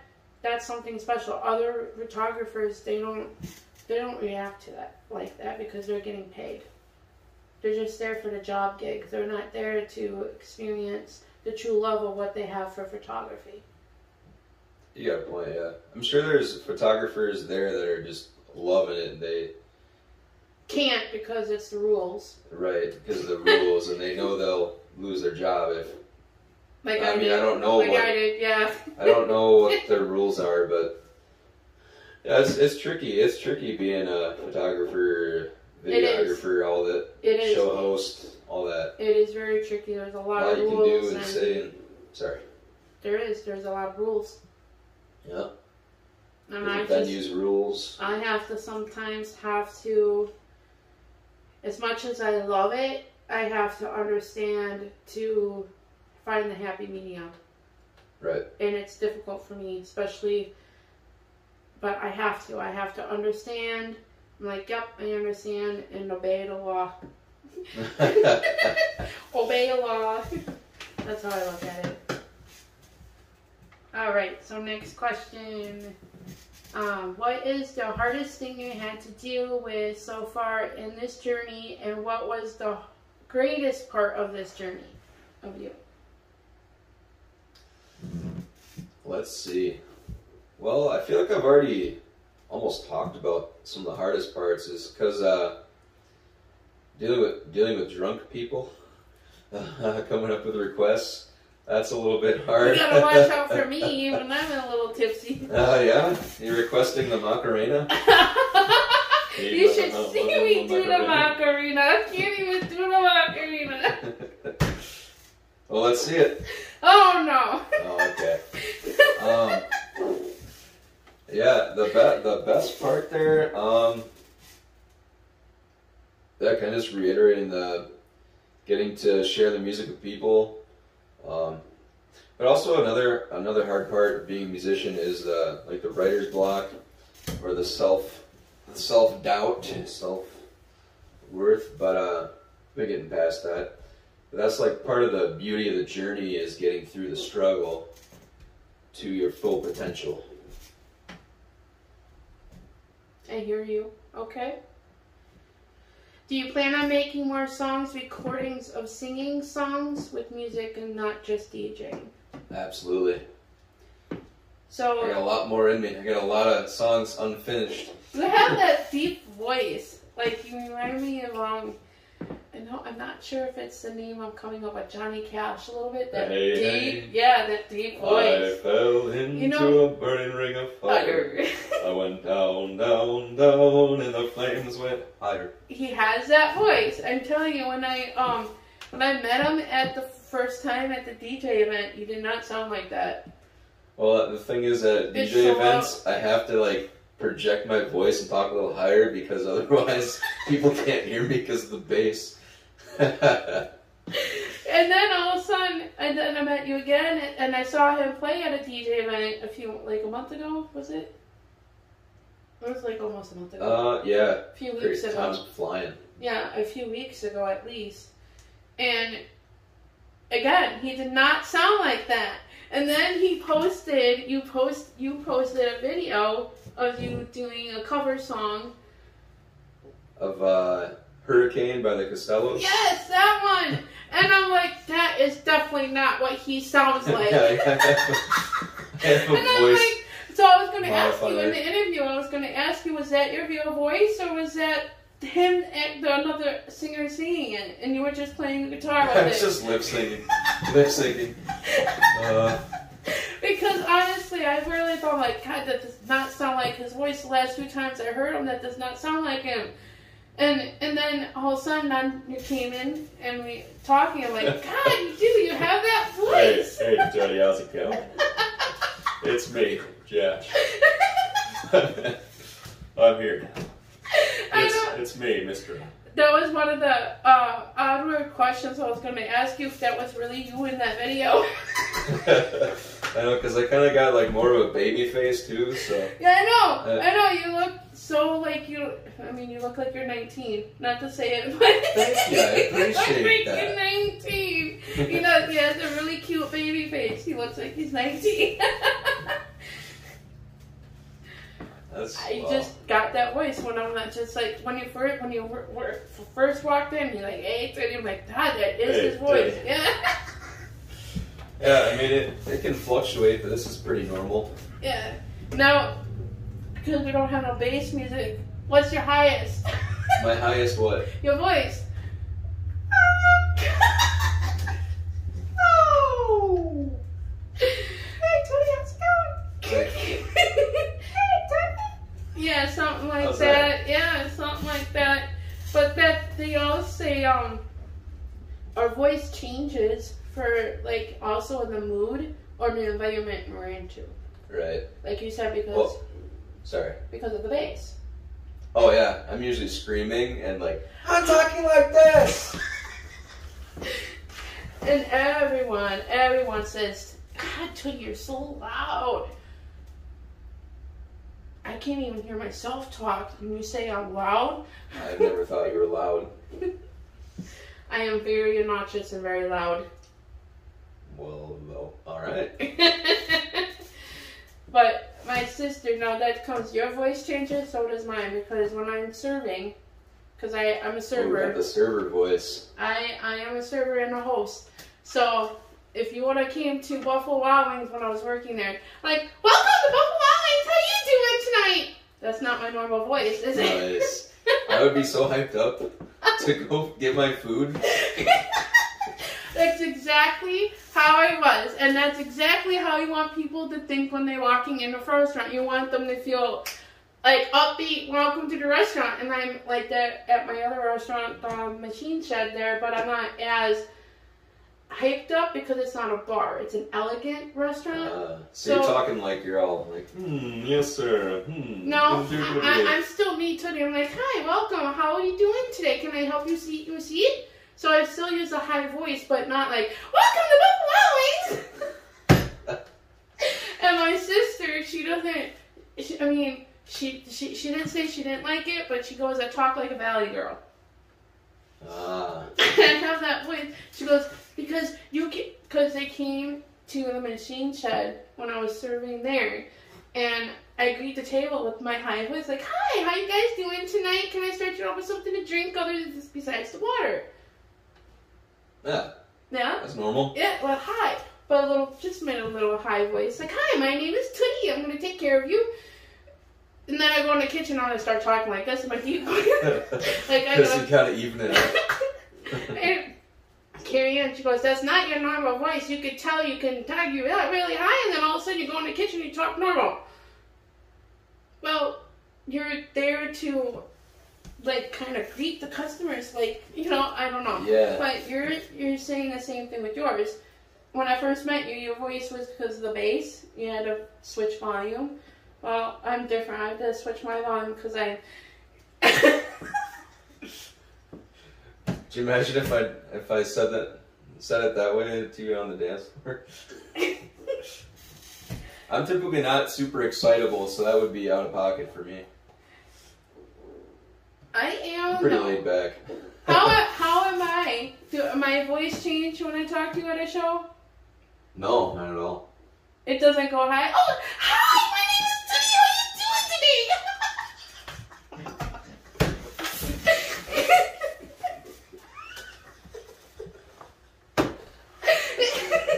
I would have some questions if that's how you introduced yourself to me on the dance floor. I don't even remember. I was so drunk when I met him the first time. Were you? Yeah, I was really. I was drunk. I remember you said you had some drinks, so I didn't think you were drunk. I was wasted. I was pretty. And you remembered me? I mean, when I get wasted, it's not that I forget things. I remember. It's just that sometimes I can't walk in a straight line. That's and great. I get really drunk. super friendly too when I get so overly wasted. Like, hi, how you doing? I laugh a lot too. Hey, that's not bad. But I laugh regardless if I'm wasted or not. So how can you tell if I'm wasted or not? Classic Tootie laugh. Yeah, I mean the only time you can tell if I'm wasted is like I can't walk in a straight line. That's why you shouldn't drive and drink. Are you wasted right now? No. Okay, good. No, just on caffeine. What's in that? But the voice changes. That's something. Should I talk like this the rest of the interview? No, Talk like Joey Swanson. So if you make more recordings of music,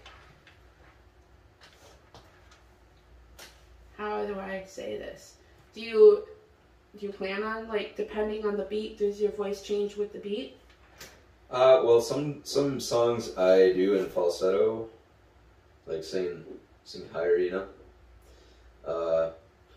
I change my voice kind of depending on the mood. Like if it's country, more country-esque, I'll do like a, you go way deep in the throat here. Do like country voice. You know what I mean? If it's like Jack Johnson type of stuff, it's more like airy. Like it's as simple as something and nobody knows. Like that. Like it can fluctuate. It depends on like the mood too. I can do like gravelly. I'm not gonna do it because it's gonna blast your ears and your walls right over. Oh, come on. No, I'm kidding. But it'll be loud. I'm not gonna do it. But yeah. So I guess the answer would be, yeah, I'll do all types of different vocal inflections. I mean, when you're a music artist, I mean, you sometimes have to probably try to make it work with certain songs that you're doing. But your voice changes. Oh, yeah. Yeah. Well, depending on the instrument, too, like how that sounds, how your voice fits into the mix. So, how, like, are you planning on making, because the same question, like, recordings, are you planning on doing singles or a whole full-size album, or? So, eventually, the thing you want to do as a beginning artist is release singles, just so you have content, you know, to put out. If you release an album, maybe the first 3 or 4 songs will legitimately get checked out. And then maybe the end of your album might not even get listened to. You can have some gems. Like, of course, people listen to the whole thing, but if you're putting out singles, you can eventually make a full album with those, sell it as an album. But I don't know if I would actually do that. I'm going the singles route, and then as a single guy. And so the album will be something probably entirely different once I've gotten my music out there. Okay. So, not like give me a sneak peek, but what kind of songs are you planning on bringing out in 2024? I was going to say 2004. 2024.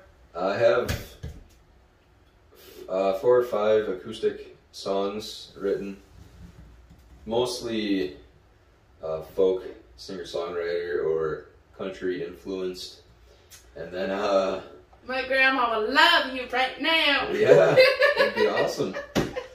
Send her my stuff. But then I've got some dubstep, house, and I don't have any drum and bass tracks I'm making currently, but yeah, I've got so many songs that I can remake. I've got a whole other SoundCloud full of my old music. And yeah, I'm just slowly working my way back up, redoing all the music, releasing it. Awesome, awesome, awesome. Okay, we'll talk about that. We'll talk about that. Do you plan on touring in the future? Yes. Yeah? That'd be awesome. And you're going to bring me along, right? Yeah. Yeah. Be my roadie. Okay, so that we talked about that. Any new coming music? We just talked about that. Okay. Do you plan on doing any features with anybody or B2Bs? The thing about working with other artists, it can be kind of complicated, but I like working with other people. It's I've never actually done many features or songs with anyone. Back in the day, there's a couple people I was working with, but I went by Willie at the time, One Love Willie. Shout out to One Love Willie, wherever you're at, brother. But yeah, I've reached out for some collabs. Haven't heard much. I've collabed with this one person. It's kind of a weird story. They kind of I don't think they were who they said they were. I could read. Let me just read it off my track quick.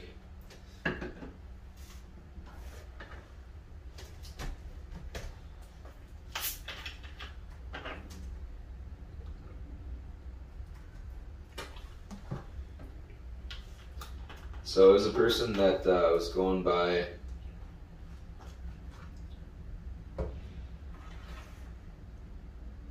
anyway, it's not coming up. But this person was going under an alias, and they said they were producing for 4 years before that, but they wanted a new start.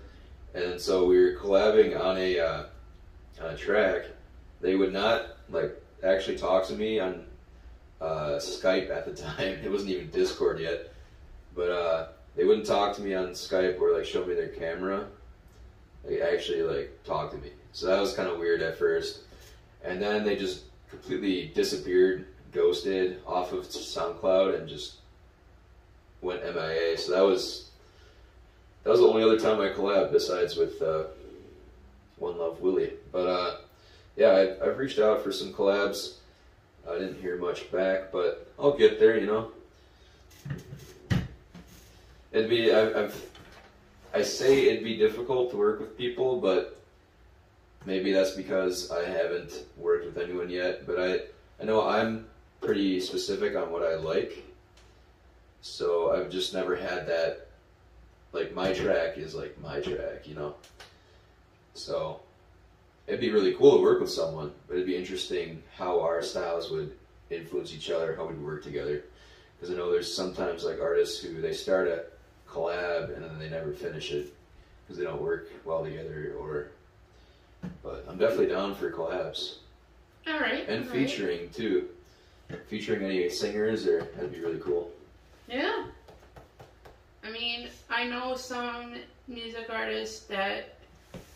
There's that damn ad again. We should name them. Charlie? Charlie, you gotta chill out, brother. See ya. But going back to collabs, like I said, some people are they're just like this, like you said, this is my track. You know, like some people just like working by themselves. You know, like yeah. I'm definitely down to collab though. It's difficult. Yeah, I think it's a really cool idea to be able to be influenced by someone else, even if it's like your friend in the room saying, oh, try this, try that. But the hard thing is when you don't agree with them, but you don't want to like crush their idea. You know what I'm saying? And make them, yeah.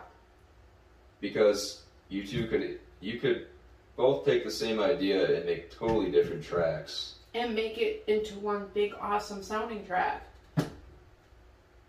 That is the thing. Maybe one person does the first part of the song, the other person does the other half. Yeah. Yeah. That's what pretty much for DJing B2B is, pretty much. Oh yeah, DJing back to back, yeah. Yeah, that's pretty much what it is. It's just that two people do their own stuff and then put it into one big track and making one awesome track out of it. They're almost like battling each other with the Yeah. genres if they're not working together on the genres. Yeah, mine is better than yours, but I'll prove it. The battle of back to back. That's so cool. So, do you want to be a DJ with someone else? I've never really thought about. You mean like as a project, like the Chainsmokers or something? Yeah, well, like, yeah, if someone has a show, like, or do you want to bring someone with you to DJ with you? That's what a B2B is. Yeah, that'd be fun. I'd want to, like, agree and talk beforehand on what we're doing, for sure, Wow. So we sound good together and our styles work together. It wouldn't be good if our styles were not working. I hear you. Yeah. I hear you. But in the future, it could be, huh? Yeah, that'd be fun. Who is your biggest inspiration to and why? Ooh, well, Jack Johnson there, Chime, Virtual Riot, just because of his insane production skills within Serum. Just making crazy sounds and just his overall skill. Jansen, Dirt Monkey. Dirt Monkey is crazy good. Ganja White Knight. Some names I have to look up. Yeah, I'll send you some stuff. But, see, that's why I probably would never become a DJ. I don't have, I love music, but I don't have that brain that knows every single producer or every song or... Hey, and that's okay, you know? My brain can't handle all that. That's why you're Tootie of the Tootie Show. Yeah, that's why. That's your specialty. It is my specialty. If you would open a show for any artist, who would it be and why? What came to mind was Ollie Verse at LED Room. You are opening for him, aren't you? No. No? I wish, that'd be really cool. Oh, that's right, you're just going there. Yeah, but yeah, probably Chime. Chime is one of my biggest ones for sure. And who is that? Chime is a melodic dubstep producer in the UK. He used to go by, oh, I can't remember it now, but he was in a duo. They like both had, each had a name, part of the duo. I wish I could remember, but yeah, that's where he started, and then he broke off, started doing music under the name December, styled with a 3 for the E, and then he went off from that, took the name Chime, and he's got a huge following. I mean, and his style was kind of game changing for the genre, the dubstep genre. He's more of like color bass is his. Like, he actually created color bass basically. Okay. And you take classic like wubs and you put them through vocodex, which is like a vocoder. You know, like makes your voice sound robotic. But he puts the basses through it and it makes it sound like colored, for lack of a better explanation. They're metallic-y. Ooh. Yeah. Something we all have to learn. I have to look them up now, too. Yeah. Thanks for the information. See, that's why I love doing these things. I learned. And I got, what's the guy's name? Overtime. Yep. And he's got overtime. Right? I did that. If you were not working on your music career or was not into music, what would you be doing? Oh boy.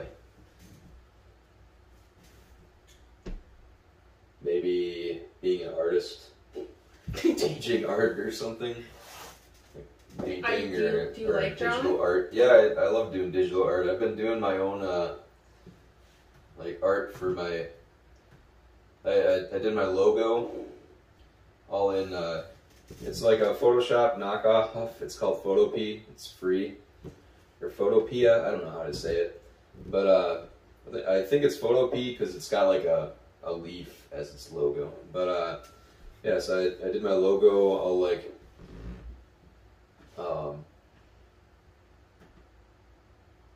for my, I've been using AI art, but then I'll like go in and edit stuff where I drop my logo in, just so you guys can see here. Photopea, I drop my logo in, and that's my older logo. Do some like photoshopping skills. That's always fun. It's interesting. Maybe you can help fix my logo for me. Fix it? What needs to be fixed? Gotta open my book because this is not the right. This, my logo here, it's white. It has. It's hard to explain. If I have show you in my videos, you'll see what I'm talking about. Because this is white background, so you can't see it because it's white. But if my whole logo has got like a white. Here, no, it's on my phone again. But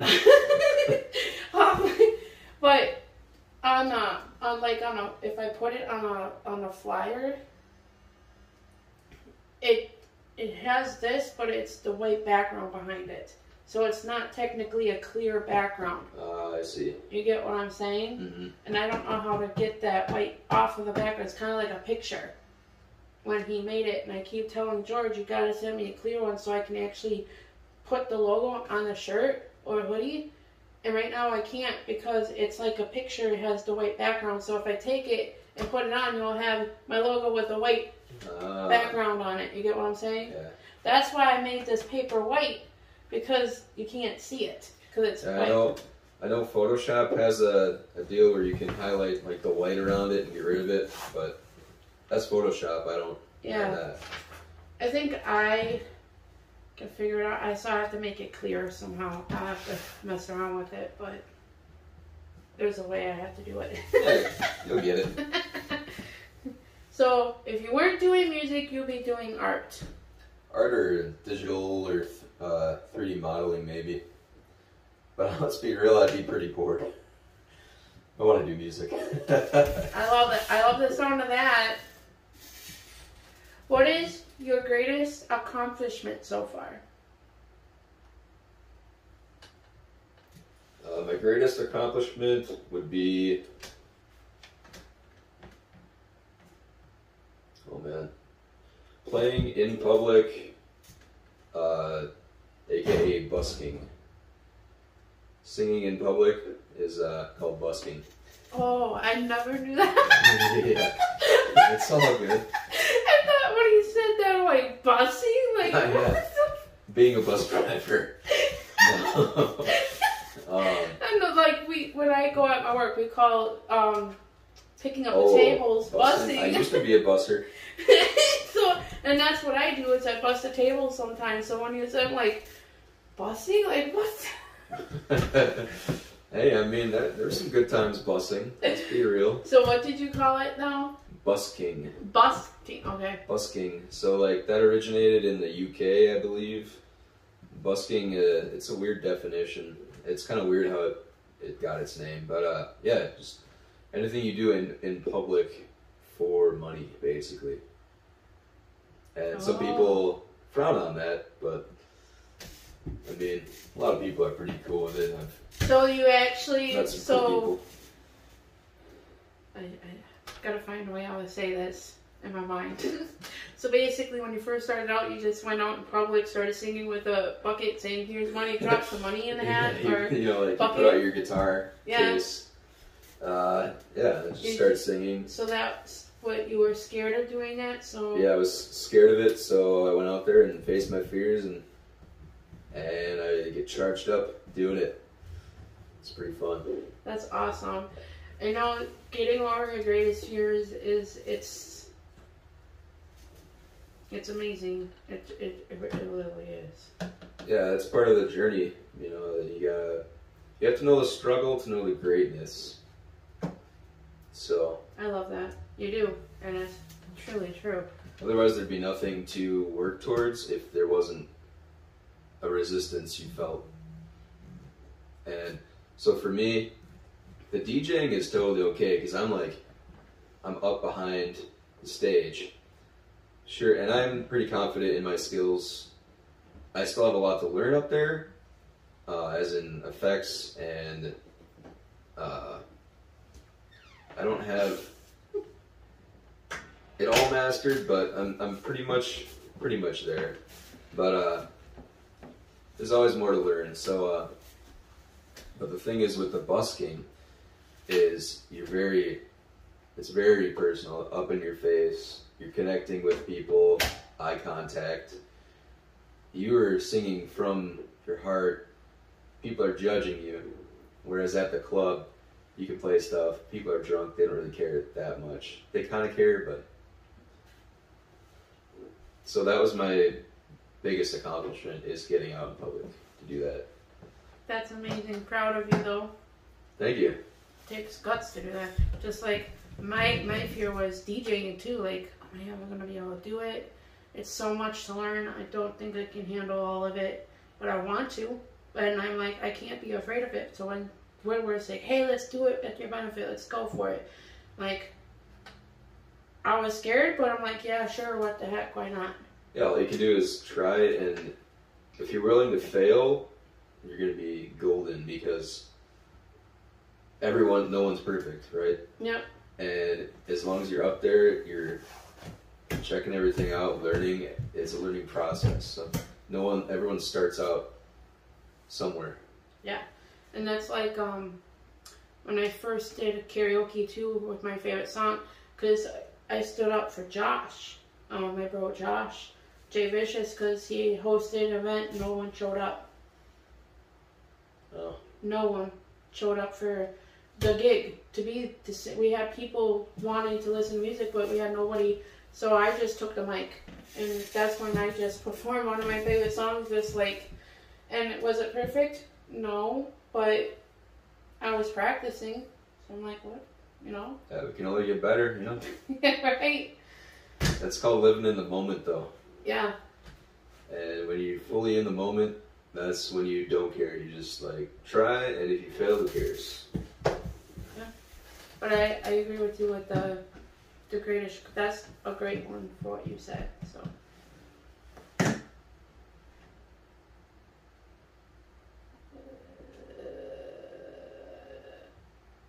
What is your favorite song mix that you have done so far, and why is it your favorite? Song mix. Yeah, that's DJing stuff. So, let's see. Songs I've mixed together. There's this one. I think the coolest thing to do is mixing dubstep tracks with like reggae or rap. So I'll do like Break It Up by Yo Gotti. I'll have that playing alongside like I don't know, like just one of my tracks. So you hear like rap infused. That's my favorite thing. And I want to do it more. I just haven't bought the rap tracks yet. All right. Did you post that one? No, that's just something I do live typically. Oh. I don't usually post mixes. Maybe I should start, but yeah, I feel like mainly when I have someone on my page, I want them to hear like my music. You know. Well, when I'm there, I get all kinds of videos, so I'll... All kinds of videos? Yeah, I did. Did you not get all your videos I sent you? I got the videos, yeah, thank you. Yeah, that's what I'm saying. I got a couple of clips of different ones. Oh, I thought you were saying you're getting video ads on my No, page. no. Like, I just told you, like, with different clips that because you do it live, you said, well, I get them on video if I see you playing, like the last time. Till next time, right? Until next time. Hi. Hi. How's it going? It's going. Don't walk in the camera, you're right next to it. Is it still on, by the way? That would be bad if it was off. Yeah, you're talking about your phone filling up. It's fine. Is it still recording? Yes. Okay, good. We're all good. We should probably wrap up soon, actually. I'm going to have to get going. Yeah, we're almost done. We're almost done. What is the best advice you've got to tell us, and what is your special message you want your fans to know? Basically, it's kind of our general message we've been talking about, that don't worry so much about what people think. Just get out there and live your best life, and don't be scared to fail. Because for me, it's put a damper on my dreams, caring too much about that. So that is a very good advice. Thank you. Very good advice. And then, if you could change anything about the industry, what would it be? Ooh, that's a tough one. It is. It's a bit touchy. It's a very touchy, and it's a hard one, but it's a good one. Just the fact, for one, it's hard for smaller musicians when they put all their time and effort into their music, and then they don't get paid maybe as much as they should. But also, and I'm not complaining, I know it's a uphill battle, But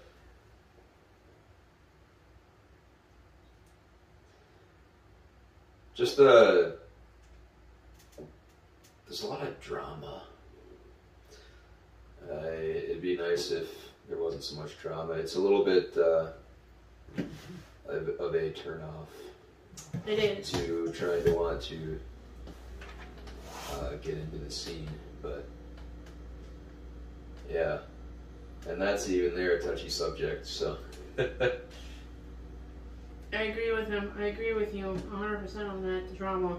But that's life, you know. That's just life in general. Yeah, people just being people. What songs were the most difficult for you to write or mix?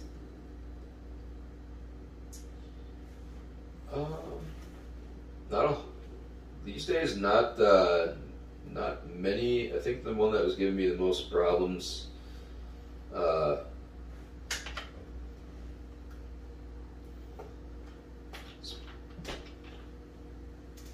either Power of Now or I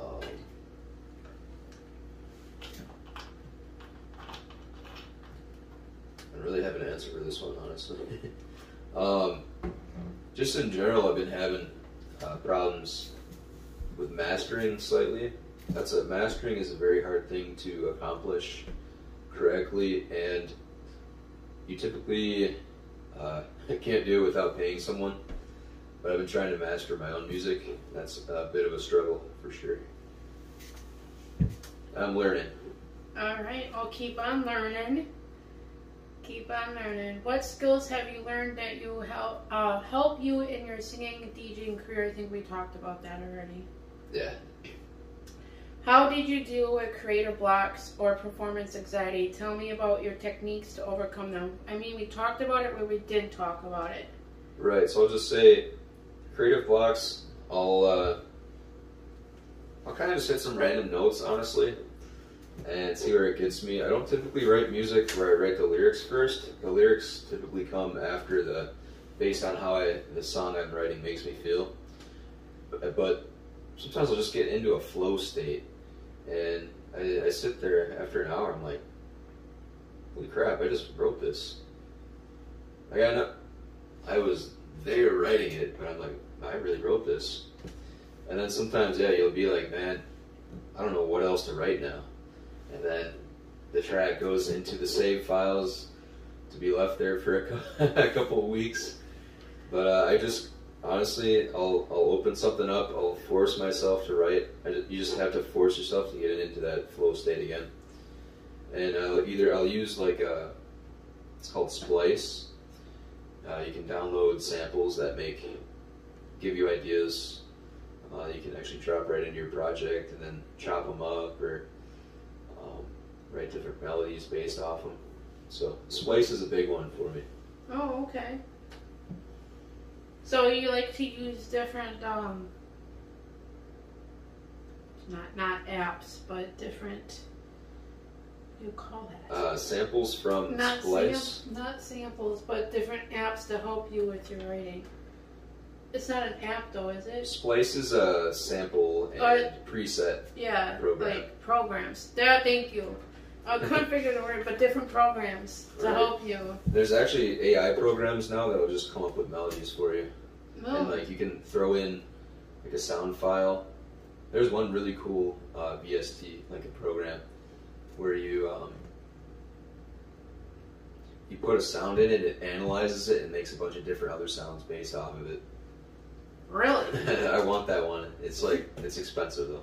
Holy smokers. Interesting. I'm learning all kinds of stuff today. Yeah. How do you... Oh, I already did that. How do you get over the fear... Oh, we already talked about that. I think, right? How do you get over the fear of crowds?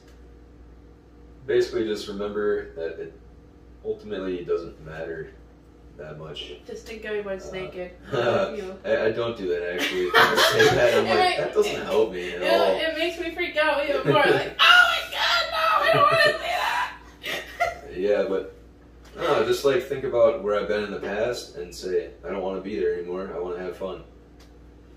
So, yeah. Okay. Yeah, I think we said that before.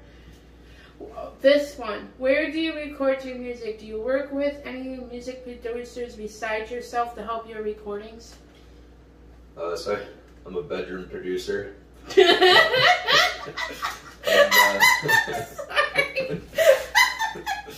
I've got a Yeti.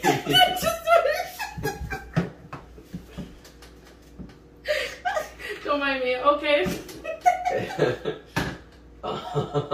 Go on. I see. But, yeah, so, your typical bedroom producer where people start, and I produce with a Yeti, a blue Yeti mic, and sometimes I'll have to go into my closet to record vocals because my computer is kind of loud. Okay. So that's like the main thing I run into is background noise in my vocals is a big issue. But I don't work with any. A lot of independent music artists that I follow, they have their own, like, kind of homemade studio too. Do you have like foam in your closet? No, I'm not that intense. I just have like a typical electric keyboard next to me. I have a launch pad. It's like a drum pad type of deal. Okay. I have a Boss 505 RC looper. That's for like you record your voice into it. It has a bunch of effects. I haven't used it much, but I'm gonna start doing videos where I'm like, and performances where I'm like looping my voice and stuff, beatboxing. Okay. And I have that, and then just my computer with FL Studio and VSTs like Serum and Silent, massive. All right. Yep. Cool. So it's just yourself. Yeah, just me. I really should use a like a mastering company or something, but honestly, if I can learn it myself, that's what I'm gonna do. I love that. Mm-hmm. Pretty cool. How do you define success as an artist? Loving what you do and being able to play at awesome venues and making an positive impact on people. Alright, we love that. In your way of words, describe how art is important to society. I think we have discussed that already. Definitely. How music influences people to be happy. That is the major part of that. Yeah. Does art help you in other areas of life? I mean, art's everywhere. It's fun seeing art out in public, but in general, AI art has helped me for my. I am not paying an artist to do my covers for my singles. That's pretty massive. But I used to draw and paint back in the day. I really don't these days. But sometimes I'll doodle. It can be fun. Alright, awesome. Every artist has some form of network, even the independent ones. What's your network? Do you have a network of other artists, and how do they support you? Shout out time.